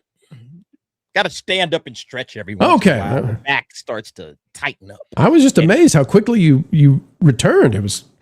Yeah, I just literally went, whoa. Okay. In my seat.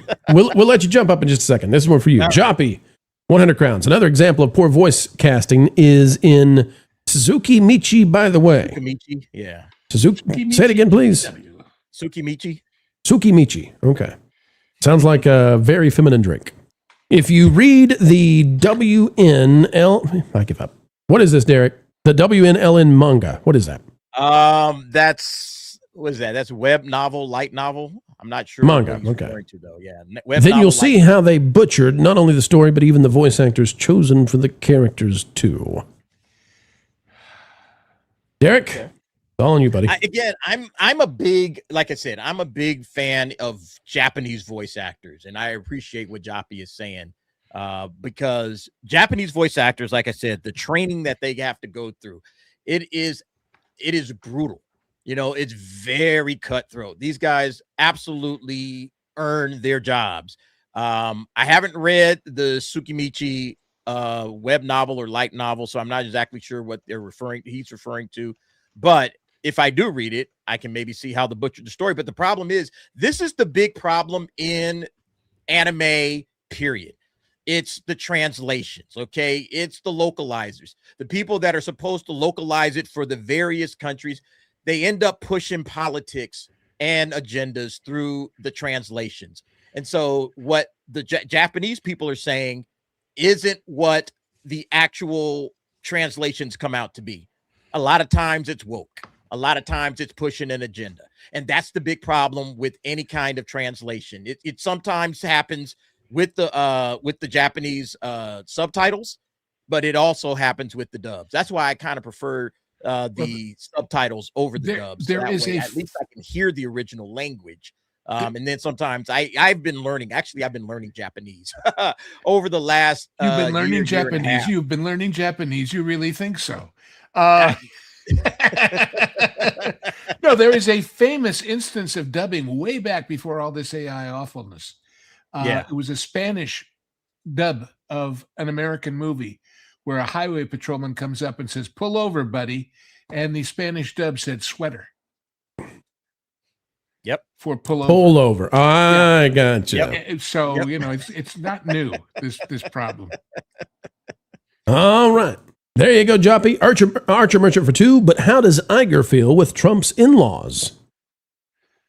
I've always wondered how this works. I don't know how the Kushners work, but they got money and they get around with some of these celebrity folks. Juliet for 5. Share. What is that? What is that beverage we got there? What is that? A glass of milk or milk? Share milk. Moloko Plus. Does a body good? Why not? Share Does all a the body. milk. You might clip that, please.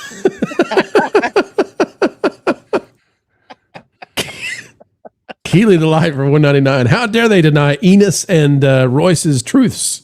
That's right. My truth, my body, my choice to play in the WNBA. My right, darn it, says Jimmy Kimmel. O2RR. You know what? Jimmy Kimmel could do the Karl Malone thing again, the mailman, and get in the WNBA. I hadn't thought about that. Yeah, that's right. If he gets fired, he's got a future. Well, wait, he could do the Karl Malone thing and play Storm. Oh, my. That is one ugly storm. O2RR for $1.99. Here are 199 pennies to launch that sport place. I like that better than even that sports place. Sport place. I think there are a few of us that could talk intelligently about sports. We could probably help Bob out with the perfect WNBA draft. Oh, yeah. Maybe so, yeah. Culture, what's your favorite sport? What do you play? I'm a big volleyball guy. Played soccer. I love soccer. You're a golfer, right? I love golf. Oh, I love golf. See how you responded to that versus volleyball? You were like, played volleyball, I guess, and then I said, you like golf, and you said, oh, golf. I love you. It's outside. You know, you get to be outside. It is a good walk spoiled for all the right reasons. Yeah, that's the famous. What is it? A book, I think. A good walk spoiled, but the only person out there in golf that you're out there to beat is yourself. So, get better. Lou, what's your favorite sport? You mean to play or to watch? Either way, whichever way you want to go. Back when I was more physically agile, I was also a volleyballer, but that's because I had a really good coach. The guy who was our PE teacher and everything else at my high school was also the Pan American team coach, a guy named Al Skates. And so I learned from a pro, and that made a difference because he knew the game behind the game, what I always call the game behind the game. But I was a season ticket holder for the Dodgers for 22 years. And when I finally decided to give it up, I realized I got to go cold turkey, and I haven't been back to a ball game since.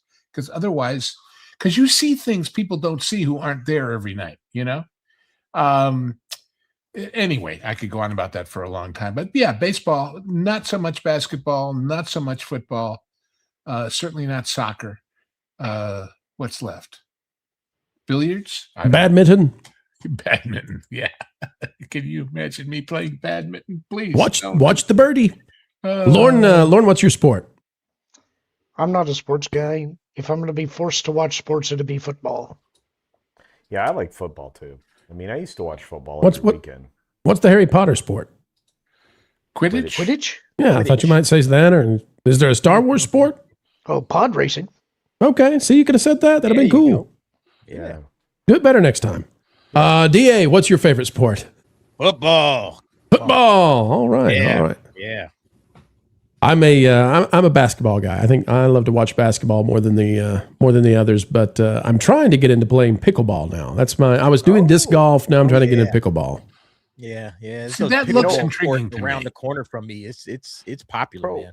Pro, just so you know, if you really want to learn how to play pickleball, do it on a cruise ship. That's the best way. Add a little extra challenge to it, eh? All right. I hear golf on a cruise ship is not easy either. That's true. Let's see here. Blah, blah, blah, blah for 10. Lou, did you mean to make that pun more than meets the eye? Transformers about women's soccer team. LOL, Lou. I'll take the laugh, but it was totally unconscious. Oh. I must be honest. I'm sorry. He must be truthful with you. That's just who I am. All right, folks. There's something special. There's something special out there. We have waited for months, mis amigos. Finally, the hero has arrived. It is the hombre of legend. Look.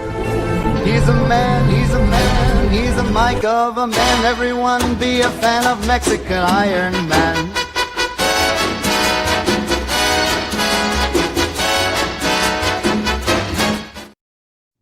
I always worry that clip is sacrilegious, but we play it anyway. Mexican Iron Man is out there. The one, the only, el solo, el único del mundo. Mexican Iron Man for 10. Breaking. Mexican Iron Investments, a custodian for Culture Casino Holdings, announces all Culture assets are being liquidated to invest in a to-be-named WNBA team. Congratulations, Culture. I just want the rabbit chicken tacos as stadium food. Mike's investment strategy for me is very much like his own. Throw money after whatever Disney's in chase of, and it'll be great. Hang on a second. Hang on a second. Yes, Mike, go ahead. Yes. Tell him. Go live. Okay. Culture. Mike has reached out to me in the headset, Mexican Iron Man, and he says he's got the name and the city. There's currently no city. Houston does not have a team in the WNBA, so he's suggesting that you start a team. It'll be the Houston Hoo-Haws. Hey, it sounds good to me. My drafting strategy is to pursue all the former males that have declared for the WNBA in the most recent draft. I'm going to get Enos, Freedom. Enos can never be around the hoo-haws. And then we have Voice. If you've been Enos, you need to contact a lawyer. Royce. Do we change the uniforms to wife beater shirts if they get in that league? I'm telling you right now, we have got the team, right? I'm gonna reach out to my pal Michael Jordan. It'll be Michaelina. You're friends with Michael Jordan, really? And we'll see if we can get Scotty Etta Pippen. I told you to stay away from that high stakes poker table. You didn't listen to me. I think it'll be fun. And like this Charlita Barkley. Charlita. Yes. Yeah, it'll be a lot of fun. Lauren, read this super chat for me. I'm going to send an invite to Mexican Iron Man if he wants to join the panel. That's BS. You're not going to. You can't read this. That's why you're giving me this. I have no idea what you're talking about. All right, we're going to try this. Let's see how this goes. Mike, I'm sending you the invite right now if you want to hop in for a bet. Yeah, I didn't see you do a Control-C and a Control-V. I think you're BSing. Anime Jagudar, Witchin Mongol. Mongolia. Fresh, personal, unfree youth comes of age. English dub, softened culture bit, extra, mostly fair, not knocked like D-Song South. I don't know Disney Plus, Song of the South. Be careful. You put your left foot in, you put your left foot out, and that's what it's all about. I guess. I'm telling you. By the way, we've lost culture. Disneyland security triangulated on his position, and Bob has had him flogged. Archer Merchant for 2. What if Jack Nicholson slaps him in the face? I don't think Jack Nicholson is still going to Lakers games. Is he? Derek, does he still show up? I haven't seen him in a long time. I'm not sure. He might be done. Yeah. Ben Stiller still goes to those things, right? He's I don't watch it that much. Yeah. No Bron. Yeah. If Jack was to meet Bob, he'd say, "You can't handle the truth. You can't handle what in the? Oh yeah. Culture. Yeah. If you're down there. Yeah. There we go. There we go. I'm so confused. I don't know what happened. All of a sudden, it was I would gray. We were afraid. It happens with time. But we were afraid that Disneyland security had found you. Well, I mean, I do have exterior or interior lighting that's probably giving my position away. Have you seen that shirt? He's not exactly hiding. That's true. My battery-powered shirt. We've got him, folks. We've got Big Bird. Detailed Devil for $1.99. Even Real History YouTube blocks SC. Wait. Even Real History YouTube block South Carolina. Super chats. Hence look. Go ahead, Lauren. Circumlocution. Okay. He's being careful about how he's wording things so as to get the thing through. I appreciate the OF edition. I appreciate his efficiency with the English language. Archer Merchant for 2. Golden State Valkyries. I know that acronym. Archer, you're going to get us in trouble here. DEFCON Prime for 2. Math-wise, how many WNBA franchises is Trek worth? Hang on a second. There's something interesting here. So if we look, hang on now. I got to go back here. Let's put this on the screen. I just realized this. We should have talked about this in the segment. Okay, so let's add this up real quick.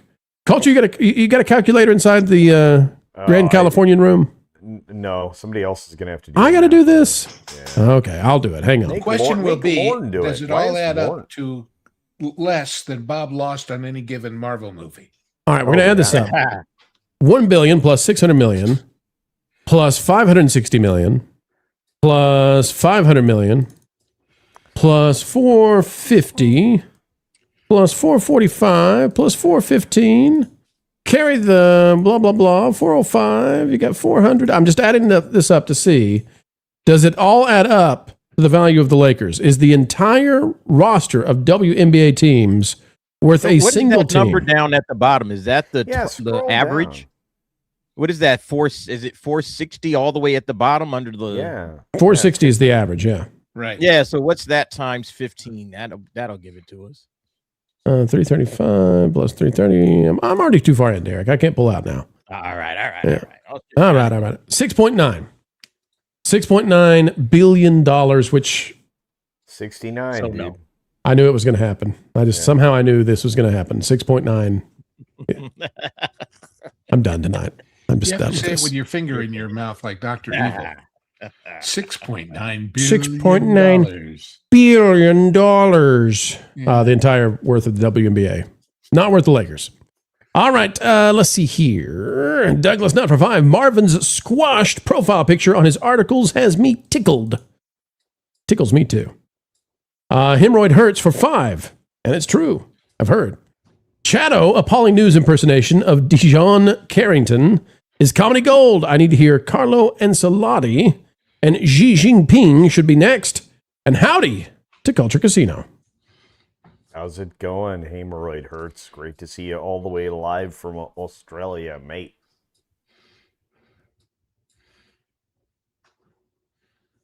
All right, we've got a bunch of super chats left to go, including quite a few from Joppy folks. We will get to them, I promise, but we have to hit these next stories or else we'll never get the stories out there. And that's why folks are here, even though we love to see what the super chatters have to say. All right, let's dive into the next stories, and we'll come back to the super chats in just a minute. We'll win it for you, ladies and gentlemen. Here we go.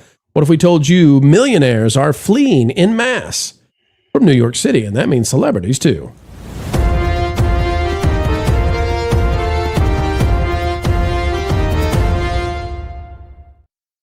Even celebrities cannot afford to live in New York City anymore. And the crazy plans of one communist mayor, Zohran Mamdani, doomed from the get-go. Right here, we've got it from Manhattan Torian? I don't even know. What is it? Anyway, .com says the fantasy land of New York City's discount grocery stores.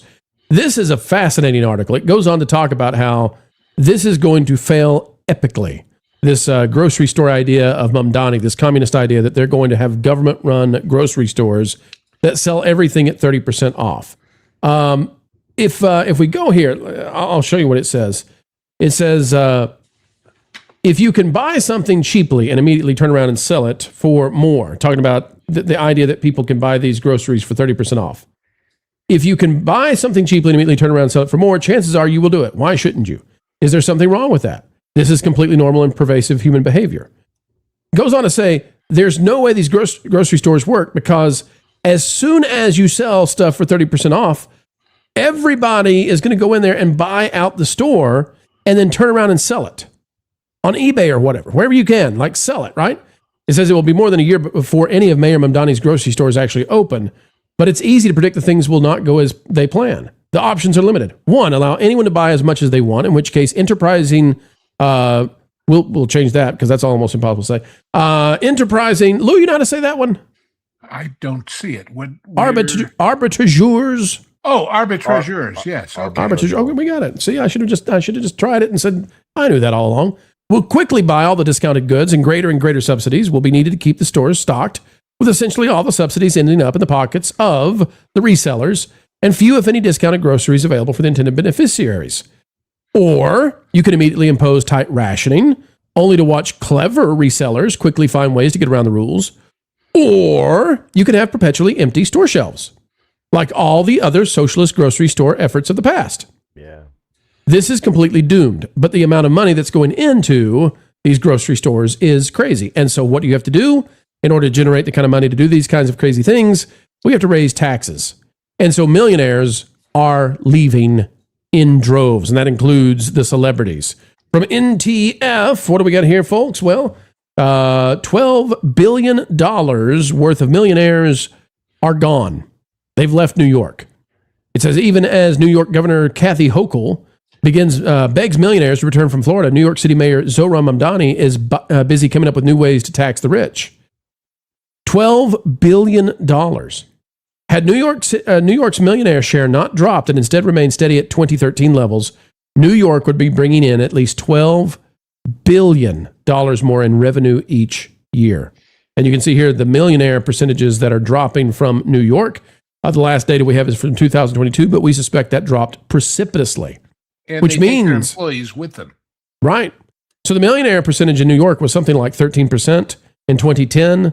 And by the way, it's easier now than ever to be a millionaire because of inflation. That percentage has dropped in spite of that from 13% to the last measurement was below 11%. I'm betting now that this is probably below 8%. I'm betting it's 7% and change. Now, folks, we're not here to stay on New York. I mean, we're not a New York channel. But what if I told you that New York is now getting to the point where celebrities and famous people can no longer afford it? New York, that is the second biggest media market in the country and may no longer be so much longer. New York has reached a point where unless you are an A-lister, you can no longer afford to rent a place in Manhattan so that you can do your job when you need to go to New York to do your job. This is the article. It's out of the New York Post. It's just breaking by Mary K. Jacob. Manhattan rents reach all-time high of $6,655 on average per month amid Mamdani's rent freeze and pied-à-terre tax threat. In other words, despite Mamdani promising that he was going to freeze rent, despite Mamdani saying that he's going to do all these taxes and stuff, rent has reached an unheard of high in Manhattan. Now, what does that mean? It means that to rent an apartment in Manhattan, the cost is now on average more than $100,000 per year. Not to own it, not to buy it, to rent it for a year. And worse, this is the average. By the way, that's up 6% from last July when it was $5,295. And May and July and June of the prior record was $5,125. So it says, Manhattan renters, brace yourselves. The average price tag for a place to live just hit a jaw-dropping $6,655 a month, an all-time high according to fresh data from Corcoran Sunshine Marketing Group. Corcoran. That's a 10% jump. Thank you, Lou. Corcoran. 10% jump under Mamdani. Lou, go ahead, Culture, but the point here is it's unaffordable. It's unaffordable for celebrities even now to live in New York. But I have a question. Does that mean 12,000 millionaires have left New York? You talking about where were we talking about the drop in millionaire percentages? Yeah. If you lose $12 billion worth of... No, this is way worse. So it's $12 billion in revenue. So the percentage that they pay to New York, which would be, I don't know, 10%, 15%, whatever the percentage of they would pay in taxes, is worth $12 billion in revenue per year. Wow. And I will remind you that New York City has an income tax, let alone the state. Yeah. Right. So literally more than 12,000 people, let's say if I were doing my simple math, left because they didn't want to be charged the millionaire tax? And they think that this is a sustainable thing? I don't think it's sustainable. Here's the thing. Lou, let me intro this to you. It says New York's rental vacancy rate has cratered to just 1.49%. The tightest it's been since 1968 and down from 1.57% previously. Experts consider anything under 5% a landlord's market. It says it's far worse than that. Separately, state registration data self-reported by landlords shows about 57,000 rent-stabilized apartments sat empty Citywide in 2025, roughly 5.6% of the regulated stock, and up from 3.7% a decade earlier. So, Lou, the stats are strange, I would say. Your thoughts on... It's because of rent control. You see? Please. Because people are afraid to move because wherever they move is going to be so much higher. And that's why the occupancy or the availability is low, because you can't move because you can't afford to move anywhere because suddenly you lose the benefits of rent control of where you are. You see? Sure. So anyway, I have actually been to a People's Republic. I think some of you have, but I remember back in, it was Christmas and New Year's of 71 when I first went to the Soviet Union. And I went to go get breakfast. And you went to this store, and this was right on the main drag, about 6 blocks down from the Kremlin. And it was this gorgeous old Tsarist palace. So it was all, marble and beautiful place. But it was basically a bakery, okay? And so you went to get a roll and a cup of coffee. You stood in line, first of all, in the roll line. And you went up there and said, I want a roll. And they said, that's 3 kopecks or whatever it was. And you gave them 3 kopecks. Now, they gave you a 3 kopeck ticket, which a second employee had to stamp on both sides with a rubber stamp. And now you got in a third line and turned in your ticket to get your roll. And you did that for coffee, and you did that for meat, and you did that for produce, and you did that for everything. So it was a full employment economy. But my God, who has time like that? Answer: people in the People's Republic. It's a nightmare. It's a nightmare. So, Lou, the average income of a B-tier celebrity right now. Okay, so the vast majority. I mean, most people are not A-list celebrities, and really, most people are not even B-list. Well, and they have agents and expenses and stuff. They don't, what's their net after their gross? Right. But their average gross is $100,000 to $1 million per year. And that's based on the idea that $50,000 to $400,000 per project. So if you are a B-list celebrity, if you're that B tier, I don't see how you can afford to live in New York anymore, or at least not in Manhattan. And I don't see how it's possible. So you've now made it where only the super famous celebrities can afford to go to New York. And that's amazing. Like they're going to have to start, getting hotel rooms instead of having a place, even if they have a project going on there, even if they know that they have multi-years of projects. As you say, out of that gross, they've got to pay all kinds of PR people. And the hotel rooms are going up too, because the hotel has those expenses to cover. Right, right. Well, now, if you're a landlord and one of your units comes vacant, you are not going to advertise that. You're going to eventually get to a point where, because of a rent-controlled situation, you're going to start combining units to increase the size and the scale and the scope of the rent that you can collect. So as units start to become vacant, as you can start to assemble units to make larger apartments, you change the market value of the rent. So now you're going to reduce housing even further, because that you're compelled to create larger units in buildings that in these rent control buildings. It's the only way to escape it. Exactly. Yeah, exactly. Yeah. So, Derek, here's the deal. It's going to cost $100,000 to rent a small apartment in Manhattan now. It does.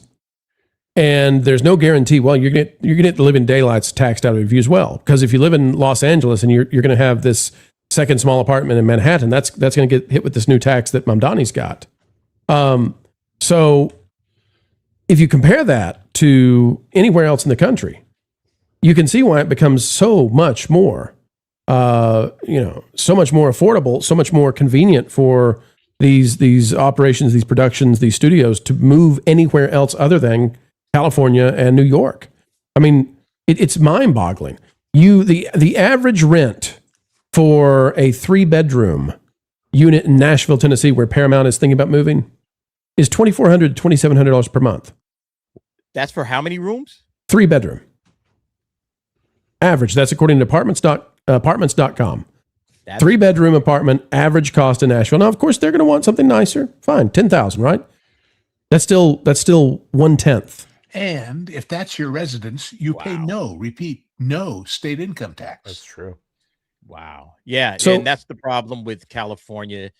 Not only is it a difficult state to do business in just because it's very litigious, but it's also very expensive.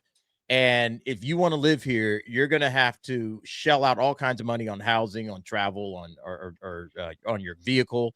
And it's so much better just to move out of the state. You know, David Ellison's going to save a ton of money just leaving California and moving it to Tennessee or Texas or wherever he's talking about moving to. He's going to save a ton of money, and the employees that come in will save a ton of money. Everybody's going to, I honestly don't understand. I bet he already had that thought process in the works a year ago when he bought Skydance. It's like, hey, why am I doing business in California? It's too expensive. Let me move to a cheaper state, and I'll save money on the taxes, and my employees will save money, and it's all the way around better. Okay, Hollywood's and production is leaving LA anyway. So what's rooting me to this state? Nothing. And now that the AG wants to do what he wants to do, it's even more of an incentive to leave. So yeah, I think it's just smart business at this point. You know, everybody's calling it blackmail. It's just smart business, just to go where it's cheap. People are finally aware of it. Remember a few years ago when Disney was going to move everything to Florida, and the employees were, I don't want to move to Florida. Now they might say otherwise. Yep. So, Lauren, it's getting to the point now where these economies, it just doesn't make any sense anymore to be in New York. And it's sad because as we're, the idea of these grocery stores and paid, free childcare for everybody, all of this stuff is just kind of like ludicrous. We know the grocery stores are going to fail. We know that free childcare for everybody is like, how in the world can you even pull that off? And these are the kinds of systems that are being put into these places. It's essentially like empathy run amok, right?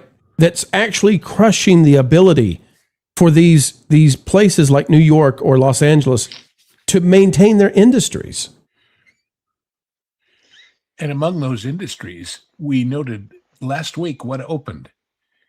Y'all Street, the Texas in Stock Texas, Dallas, yeah. I take exception to saying it's empathy run amok, because people are using empathy as an excuse. It's really about power. And the downside to all of this is that when you hollow out these communities, when the people who can afford to pay for all of these nonsense ideas uproot and go away and leave behind the people who cannot afford to then take up the taxes that they will have to take up, you hollow out the entire city. It becomes another Detroit, and there is no way for people to escape it. Crime escalates, violence escalates. There's nothing empathetic about any of this. But unfortunately, we have turned a number of people's brains to mush. And despite all evidence that you can provide, despite the lessons of history, they still think somehow this time it's going to work. And the truly unfortunate thing is that you're going to lose some crown jewels of the United States, and there's going to be follow-on effects of that as you have people who are able to exit leave. Hopefully, they will have learned their lesson, but if they haven't, they're going to bring the same poisonous ideology to wherever they are and spoil that place too. So we got problems. There's nothing good about this. Lou, I wanted to ask you because I think people in the chat may have been confused when I was talking about the value differences between Nashville and New York City. And Nashville, my understanding is the fastest growing city in America right now. It's often in a race with Austin, Texas. So it's not like it should be cheap. But Lou, what I'm getting at here is not only is there financial difference in the value of that, but also the size of the apartments. Manhattan versus Nashville is probably gargantuan. Oh, yeah. Oh, no doubt about it. I mean, I remember I had a dear friend who was a conductor for Broadway shows, and he had this wonderful apartment in New York. It was a phone booth. Right. And 1,000 square feet is impressive. Yeah, exactly. It looked like one of those Japanese hotels where you sleep in a pod almost. Pretty close, really pretty close. It was a loft apartment, which meant that the kitchen had the bed loft above it and a ladder. And Let me tell you, I don't want a bed above the kitchen. I'll pass on that one for obvious it was all reasons. one big room, with a floor stuck into it for the bedroom loft. But and again, the cost of everything else goes down. Remember, as I said to you guys way back when we were discussing the strikes in Hollywood, when a grip isn't working, or a craft service guy or anybody, neither is their dog walker, neither is their dry cleaner, neither is their local bodega, whatever. It ripples through the whole economy because these are company towns for these industries, and all of the support people go by the wayside as well. Well said, Lou. Celebrities There's can't another afford. example. Wonderful Chicago, right? Yeah. Oh, yes. Well, more people killed there like in the last month than have been killed in the whole Iranian war on our side or something like that. And It's when you talk to, listen, I have dear friends who live there, and I was part of a group. There's this thing called the Great American Loop where you take a boat and go around. And I said, Chicago scares me on that trip. And they said, oh, don't worry about it. And they literally said, well, they only kill each other in those bad neighborhoods. Want to bet? Want to bet? Everybody's looking for a way to dumb it down to the point where they are somehow absolved of any responsibility or any impact. It doesn't work that way. The whole place goes down the tubes. That's right. Celebrities can't afford to be in the places that they have changed. Will they change the new places they go to? That's the question. And folks who live in those locales are saying, don't bring it here. Don't bring Mamdani's brand of communism to our shores.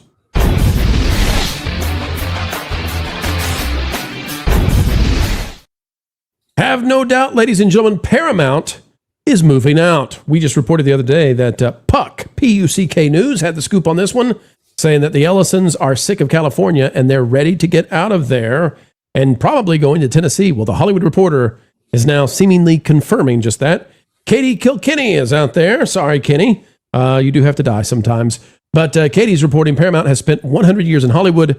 David Ellison loved that until he didn't. There's going to be a lot of unhappiness in this article. Technically, that's not true.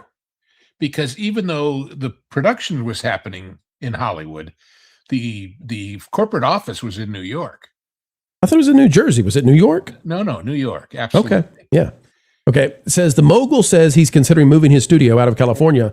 Not long ago, he was talking a big game about how a merger with Warner Brothers Discovery would boost the state. It says Paramount has deep roots in Southern California. My vision is to stay true to our roots, wrote David Ellison in a letter to lawmakers representing the state in February. Wonder what happened since then that would make him want to leave. I can't imagine. What a difference a few months makes, it says. Now the mogul is locked in a protracted legal battle with the attorneys general of California and 11 other very blue states as he attempts to consummate a $111 billion mega merger with Warner Brothers Discovery, which includes CNN. And he's in a race against time before a ticking fee penalty of $7 million a day kicks in at the start of October if the deal isn't done, a.k.a. the courts are trying to hurt him in California. And each week, it seems, there's a new leak suggesting the Paramount CEO may be exploring other options and will move his company's headquarters. On Monday, it was Puck that kicked off another cycle when reporting that Ellison told staffers in a senior leadership meeting, and by the way, it's not just that, said the board had approved this, that he plans to move the company headquarters out of the state if the antitrust suit isn't settled by October 1st. As the Hollywood Reporter reported in July, Tennessee has been one of the states courting Paramount. Now add Texas, which I find a long shot, Georgia, again, probably a long shot, or another state to the list. In fact, folks, I would say if it's not Tennessee, the best chance beyond that is Nevada. We've heard New Jersey as well, but I don't see it. Some people may suggest North Carolina, but really I think Tennessee seems to be the lead and then Nevada after that. The insinuation is that even if the merger eventually goes through, the two historic Hollywood studios could theoretically be moving out of their historic homes. That's both Paramount and Warner Brothers. And it goes on to talk about Paramount's 65-acre lot, what this would do with the jobs, etc. And then you've got what's happening with, whenever you see Adam Schiff in an article, you know that corruption abounds. I tell you. Anyway, the rest of this article is just very bitter. They're very bitter that this is even on the table, that the Ellisons would consider moving Paramount out. How dare you? How dare you? Lou, I'll start with you, though. Where do you think they might be going? And it's starting to feel very real now. I'm not sure why you're discounting the possibility of Texas. Well, the reason for Texas is simply because There. Okay. So for Tennessee, I mean, to me, Texas is more attractive than Nevada, mainly on a political basis and on a union basis. so the reason, Lou, is because they moved Oracle to Texas, which is owned by the Ellisons. And Oracle, there was something they didn't like in Texas about the way the state government there handled them, and they moved Oracle to Tennessee. So I don't know that they would want to try again with Texas. I could be wrong, and I think the media possibilities might be better in Nashville versus in Austin. Sure. That was, as I've told people, when I first announced to my friends in Hollywood that I was moving to Tennessee, their first instant reaction was, "Oh, Nashville?" And I said, "No, it's already too much like LA." So there's some synchronicity there that works for it. You know, it's got the restaurants, it's got the people, it's got the, Daily Wire. Sure, and it seems to be the hub of the new media. I mean, the new media seems to be moving there like crazy. So, Lou, walk us through. Should California be surprised about this at all? I mean, I think this is like writing on the wall. Well, we knew this was going to happen. As I've said before, I honestly believe this whole thing with these state AGs, they're all Democrats. It's about CNN and the midterms. It's about, for God's sakes, don't let it go through before that, because we already lost a huge source of our side's propaganda when Musk bought Twitter. We can't afford to lose CNN in the political season. What would it do, Lou, if Paramount, the lot, and Warner Brothers, the lot, all of it shuts down and goes to another state? What does that do to where they're located? What would that do to the economies there? Well, look what happened with Century City. That used to be 20th Century Fox, all of it. Yeah. So somebody will, buy the land and do something with it, but I think the values will go down. I think they're saying if we don't do it soon, it's going to be worse, So they're breaking up that old gang of mine, as the saying goes. Right. On the other hand, right across from that statue is the smokehouse, and boy, they've got good garlic bread. So, hey, right real there. quick, Lou. See that place with the fake Tudor stuff? Best garlic bread in the biz. Hey, Lou, we'll go to the rest of the panel, but I do want to ask you about the nostalgia of it, because you've worked on these lots. You've spent a lot of time on these lots. Golly. How will it feel personally to you? Because I know you left California for some of these same reasons, not on the same macro scale that, Paramount and Warner Brothers would be looking at. But how does it feel to you? Because California has been such an amazing place. Look, right there. You see that stage to the left? The one in front of it is the one where I did a show for many, many years. And I'm wandering around up in the rafters one day, and what do I find? A call sheet from Casablanca. That's where Rick's Cafe was. Okay. That's where, God, the things that have been done in these places, it'll be sad, but life moves on. Life moves on. Derek, as somebody who's been in California, what are you thinking about the way the state is responding to this? It doesn't feel to me like they're ready to reconcile, right? It's still hostilities. It's just hostilities. Yeah. Nobody's saying, hey, we've gone too far. Ellison's, Paramount, Warner Brothers, stay. We'll treat you right. We want to treat you right. You would think that would be the standpoint of the state. You would think the state AGs would say, hey, we don't want to, make you upset, Paramount. We don't want you to possibly move and relocate your entire studio to another state, because that would be damaging, first of all, to all of our political careers, but also it would be damaging to the California economy. If we claim to care about California, we want you guys to stay, and we want you to be prosperous and happy and, make all the money and bring it into the state. That's what they should want. But it seems like Rob Bonta and the state AGs are doing everything in their power to drive David Ellison out of the state, to the point now where David Ellison's like, okay, fine. You want to charge me the $7 million a day ticking fee, which in my opinion, it's just punitive. All right. They're trying to punish him for even thinking about buying Warner Brothers. And he probably made the mistake of including that in the deal to begin with, but they're now using that to their advantage to try to get what they want out of him. So he's just turning it around and saying, okay, I'll just move the company out of the state. All right. And now it's, turnabout's fair play. That's how I see it. it's contentious, it's ugly, it's damaging. Today, I think the DGA and IATSE have come out and said, hey, can we get a deal? Can you guys just agree, instead of, fighting and arguing? Can we get a settlement? That's what we need right now. We need a settlement. Gavin Newsom, the governor of California, all right, is asking for a settlement. Everybody wants the settlement with the exception of the WGA and the 12 states. Everybody wants to fix this and put it behind us so we can get back to making movies and building out the California economy with all of these tax credits that they're offering, et cetera. So by doing what they're doing, by pushing this issue with David Ellison and really getting up under his skin, again, I think he might be gone now, regardless of what happens with this lawsuit. I think he's just going to walk away and say, you know what? It's too difficult to do business in this state. They're just going to keep doing this type of stuff. It's going to be something else next year or the year after that. Why don't I just take my business and go to Tennessee where it's friendlier to do business? They're probably going to roll out the red carpet for me. All right. Once I bring Paramount and Warner Brothers Studios over to Tennessee, they're going to roll out the red carpet. They're going to give me so much. It's much better to move it over there. So that's what I think is going to happen. And, Gavin Newsom's going to have that on his list. All right. Yeah. Just like Brandon Johnson lost the Chicago Bears. All right. He lost the Chicago Bears to Indiana. Gavin Newsom's going to lose Paramount and Warner Brothers to Tennessee. And it's going to be embarrassing, and forget about it as a presidential candidate. Are you kidding me? It might be too late to change it. I mean, no matter what happens, they may be set on this now. I think they're on their way out the door. Yeah. Lou, let me ask you about the settlement that Derek brings up. Lou is somebody who's worked in the industry. Should Paramount Skydance accept a settlement? Or should they say, screw you, we're not paying your settlement either. We're getting out of here. Well, I don't know what the deal will be, but they certainly should. They want to get this behind them and get on with what they're doing. But what the DA said is, if you're Ellison, if you solved it all tomorrow, you say, yeah, but what's the next thing they're going to bitch about? What's the next thing they're going to throw a roadblock in front of me about? I can't trust them. When I moved here, I met a lady in the line at Publix one day and talked about moving. And she said, yeah, she moved from, I forget, it was the Bay Area somewhere, but she kept the house because I'll never be able to have an asset like that. I'm renting it. I said, and what happens when this quality of life goes down and the rents go down and the property values and taxes all go crazy? And she gave me this startled look like, God, I never thought about that before. Right.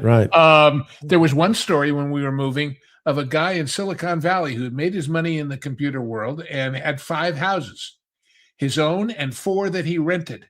And he decided he needed to get out of California and he was going to go to, I think it was Colorado Springs.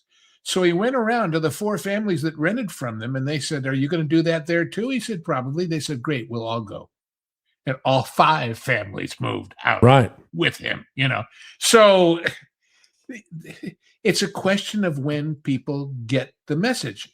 I consider myself and my wife fortunate that we figured it out early and said, better get while the getting is good. You're a trendsetter. Sooner or later, well, I don't know about that, but we were realistic, Yeah. And well, there are other reasons, but I always joke because I say, well, everybody, I love where I live and I love this state and I love the weather and everything about it, but all of the grandkids, or most of them, are in Georgia, which means I'm close enough, as I say, to spoil them in person instead of by Amazon, but not so close I have to babysit every night. Right. So it's always good to location. spoil, but don't deal with the spoiled diapers. Hey, Lauren, for those who don't think this is going to happen, and there are those out there who think, well, that'll never happen. They'll never give up the Paramount lot. They'll never give up the Warner Brothers lot. Your home state, one of the most iconic companies there, Starbucks, said, we're done. We're out of here. We're going to Nashville. Yeah. And I would have never in a million years thought that Starbucks would leave Seattle. Ever. Never. Rich people do not get rich. Rich people do not stay rich by giving their money away. Rich people have the resources to move their business where it will be appreciated. And these numbskulls can't figure that out. So they're going to get what they deserve. I think you're right. And if you are a small business person and you see these very smart guys who've made billions of dollars doing something, you might say, if they find something in it, even if I don't, maybe they're right and I'm wrong. I might want to emulate them and get the hell out too. Lauren, did the state of Washington learn anything when when Starbucks left? Not yet. They're still going to be implementing what I would call an illegal income tax here. That is part of a lot of contentious stumping right now. So they haven't learned a thing, and Seattle is going to continue to decline. The state is going to continue to decline. It is extremely expensive here. I don't know what you guys are paying for gas right now. I saw that for a gallon of regular today it was $5.04. So you do the math. Right. Five is painful. Lou, how much you paying for gas right now? What, 3.25, 3.5, something like that. Sorry, Lauren. Hey, culture. As we look at what's going down with, Pardon me, Sam's Club and MAPCO have it for 305. 305. Culture. When we talk about Paramount, Skydance, Warner Brothers, Discovery, CNN, all leaving. Well, CNN's not in California, but all of them leaving and going somewhere else.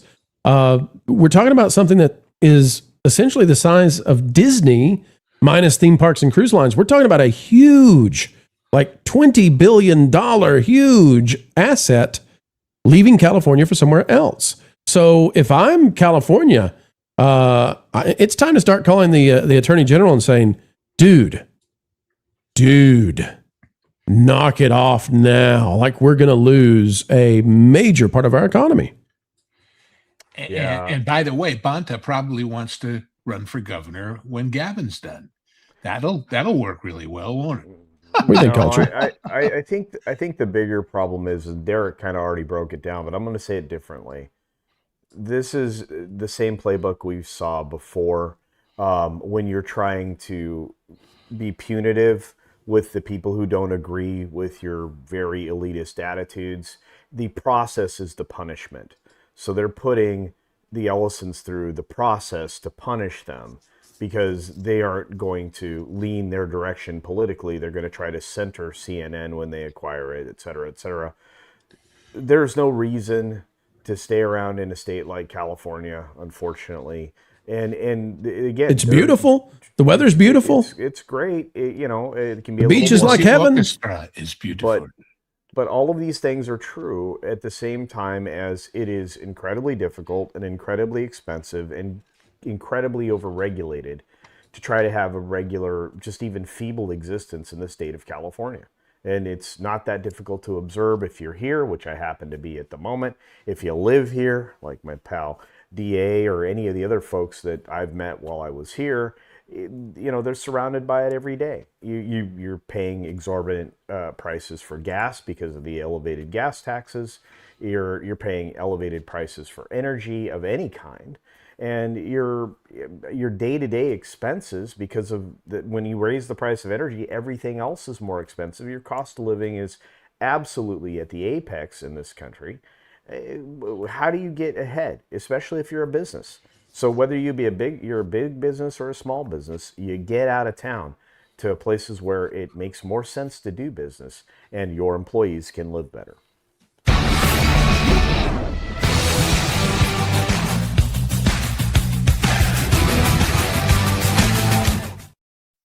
Culture, you summarized that perfectly. I mean, you hit it, and I knew that was the cut point.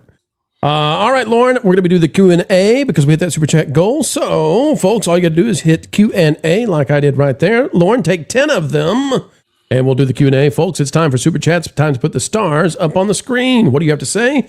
Well, Joppy, for 50 crowns, I can understand what they say. I don't know what you mean by that when it comes to the subs, but I never listen to the dubs either way.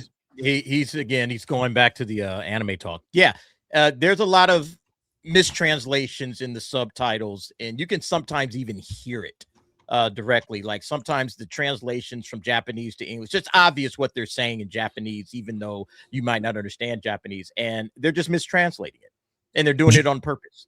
Joppy to that point for 100 crowns says, but yes, official translations can be a hit or a miss. The worst example I can think of is Bakuman.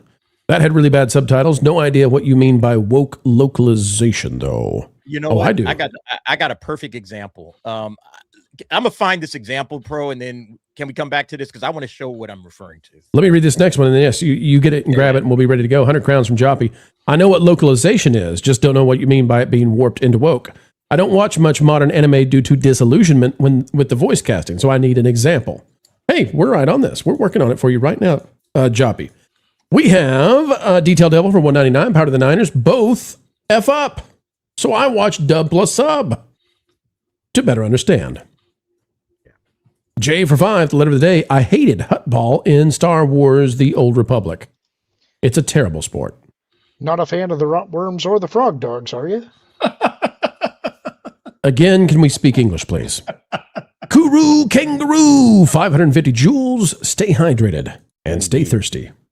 The FTM, 22, member for 9 months. WNBA could make money, but doesn't like Caitlin Clark. They could double their revenues if they would just be like, hey, we got our female version of Larry Bird. Cool. Let's do that. Mm-hmm. Dojepal, member for 16 months. How to get geeks into sports. Add Mario. Wahoo! Animation stands that aren't into FIFA can play a soccer game with Mario, Bugs Bunny, or Captain Tsubasa. Captain Tsubasa. All right. Moving right along. DEFCON Prime for 2. Mumdani placed first in movie pastnomics models. Well, that's where he's got his start, was a Disney movie. Archer Merchant for 5. Paramount says CNN sale on table to resolve issues. What if they sell CNN to Elon? Yeah, the good news is we're going to sell it. The bad news is look who we're selling it to. That's right. Joppy for 100 crowns. For context, I understand most conversational Japanese. I only need subs for specific things sometimes. I suckify at dialects, though, especially Kansai Ben. Makes no sense. Their greeting is funny, though. Yeah, all right, Derek, you've got your example ready to go. So it says there, we literally do not hate localizers enough. I want everybody to listen and see if you can understand what they're actually saying in this clip here.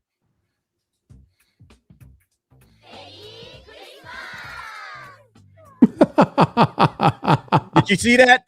They said in Japanese, because the words for Merry Christmas in Japanese is Merry Christmas. And what did it say? It said Happy Holidays. It said Happy Holidays.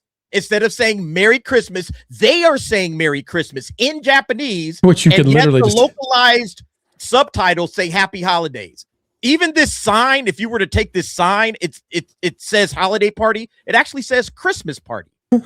Screw you, localizers. Just screw you. This is what they do. Yeah, so that's the point that I was making. Merry Christmas. No, it doesn't mean that. Don't worry.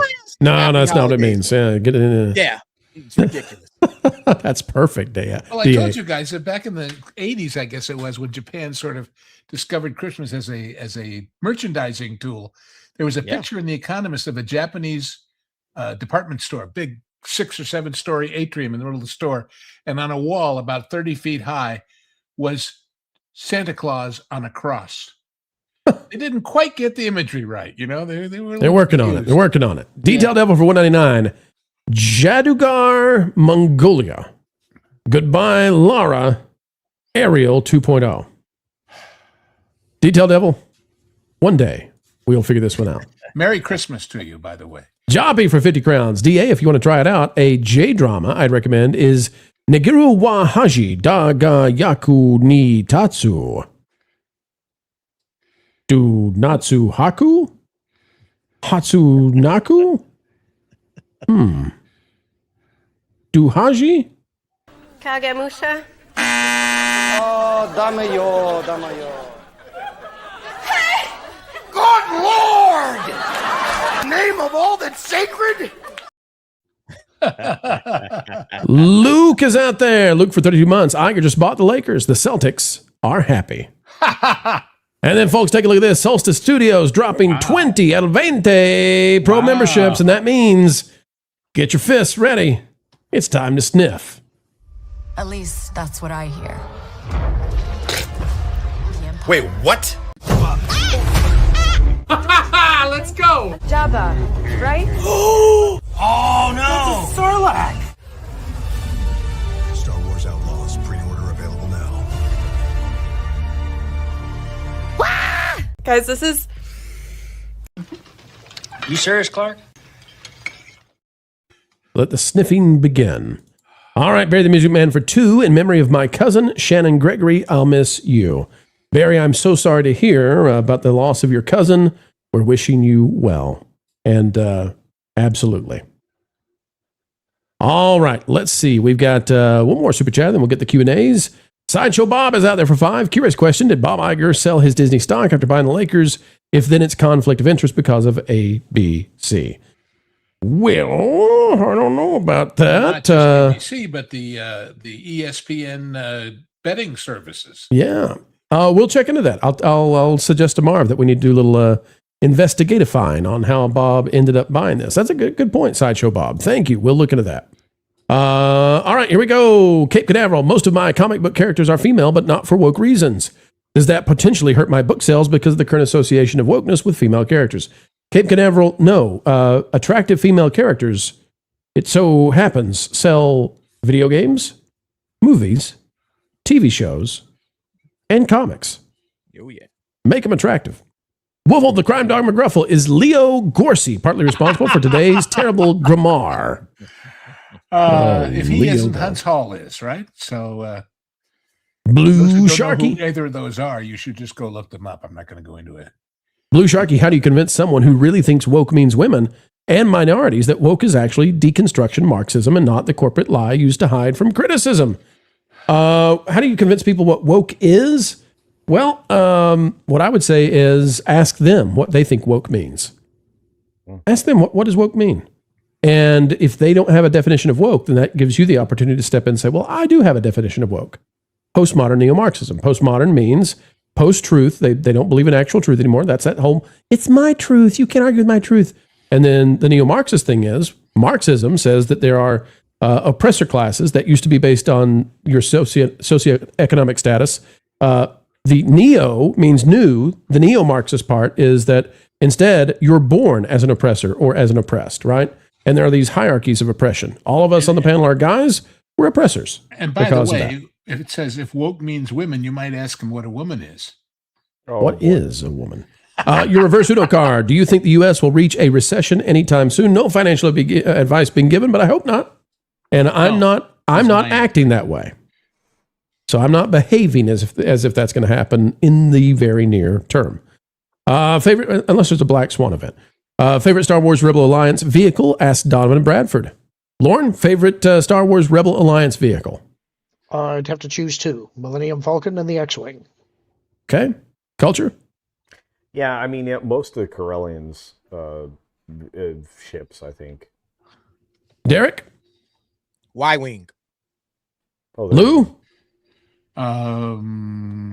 Teriyaki wings.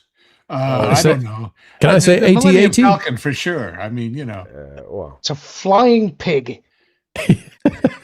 Yeah, but it's our Y-Wings- pig. The Y-Wings were great. I mean, they were one of the best bomber classes. Anyway, go ahead. Yeah. Smiths and Sons, favorite board game? Ooh, I like this question. We've never had this question before. DA, what's your favorite board game? Man, got to go with the Monopoly. All right. Monopoly, man. Yeah. Park Place. I'm a big fan too. Yep. Culture, what's your favorite board game? Risk. I like Risk. I almost never play Risk. I mean, I can count the times I've played Risk on my hands, and I enjoyed it every single time. But you got to have a weekend to really do it the right way. Yep. You got to sequester. Lauren, especially Lord of the Rings Risk. That's even harder.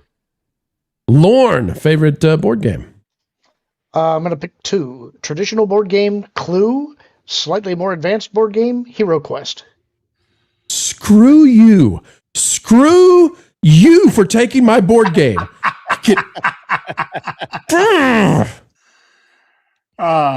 Cash Flow. Robert Kiyosaki's board game. Cash Flow. Yeah. Fine. Talk about taking a weekend.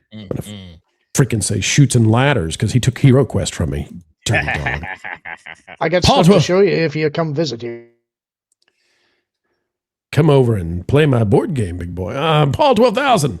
How many have played the Troll and Run? What's your high score so far? I have played Troll and Run, the new game from Wilton. And I played it before some of this stuff was working. I'm looking forward to getting high scores now, especially now that insulting the mob is how you defeat them. Lothred, what is the panel's favorite superhero? Mine is Nightcrawler. Batman. Second is Cyclops.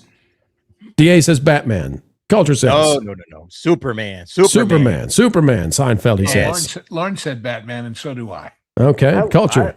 I love Spider-Man to be the contrarian. Of course, it's Spider-Man. Of course it is. Let's see here. Argentum, do the members of the panel have a motto? Keep learning. Keep growing. Yeah. And as always, keep having fun. Derek, what's your motto? Work hard. Culture. Take care of yourself, take care of others. And until next time, see ya. Lauren? Never eat anything larger than your own head. What? Yeah. Words to live by. You got to learn how to unhinge the jaw, Lauren. All right, Lou, what's your motto? Peter Lorre is my favorite Mr. Moto. But oh no, I would go with Edison's, which was tell people what you want done, but don't tell them how to do it, and they'll amaze you with their creativity. True.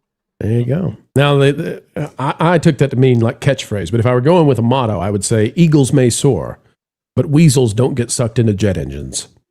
We've got Dojpal out there. Will there be any lessons learned by Hollywood because of Brand New Day? I actually think there will be. Oh, wow. I do. Okay. I think they're going to learn Tom Holland makes them a lot of money. So I think Tom Holland's stock just went way up. Yeah. What, you don't like Tom Holland? No, I just think that they always take away the wrong lessons. So they don't really learn lessons. They learn the wrong lessons. I'll tell you one thing they're going to learn with the Odyssey is if you make a movie for IMAX and you promote it for a year that it's IMAX, you can make a lot of money, maybe not on a whole lot of ticket sales. Anyway, folks, the wind's falling out of our sails. Culture's about to collapse. Lauren has hit the line. The DA is getting ready for like 3 shows into like 5 a.m. on the East Coast. We got to get out of here. Lou's up for 24/7. He never tires. But folks, I nap a lot. Go check out the Patreon. It's patreon.com/Lou'sViews. Check out the Derek Anderson stuff on the DA. Culture Casino is on Culture Casino, as well as That Garden Place. And Lauren Connor is here every single day. We've got him duct taped to the chair. And you for just those who don't wondered, know it. The reason why we're not doing the backlot tonight is because Culture's out there near the real backlots for as long as they stay there. That's right. Yeah. Coverage of D23 on the way.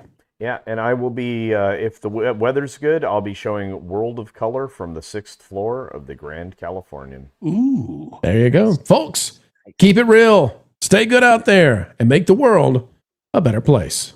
The mainstream media just can't understand how it is we continue to do what we do. They don't realize that we are powered by you, and you are... 1.21 gigawatts! 1.21 gigawatts! Oppression getting you down. New woke is so much better than classic woke. It's all the flavor, but now with more communism. New woke, new soda, new future. Grab one today and taste the revolution. New woke.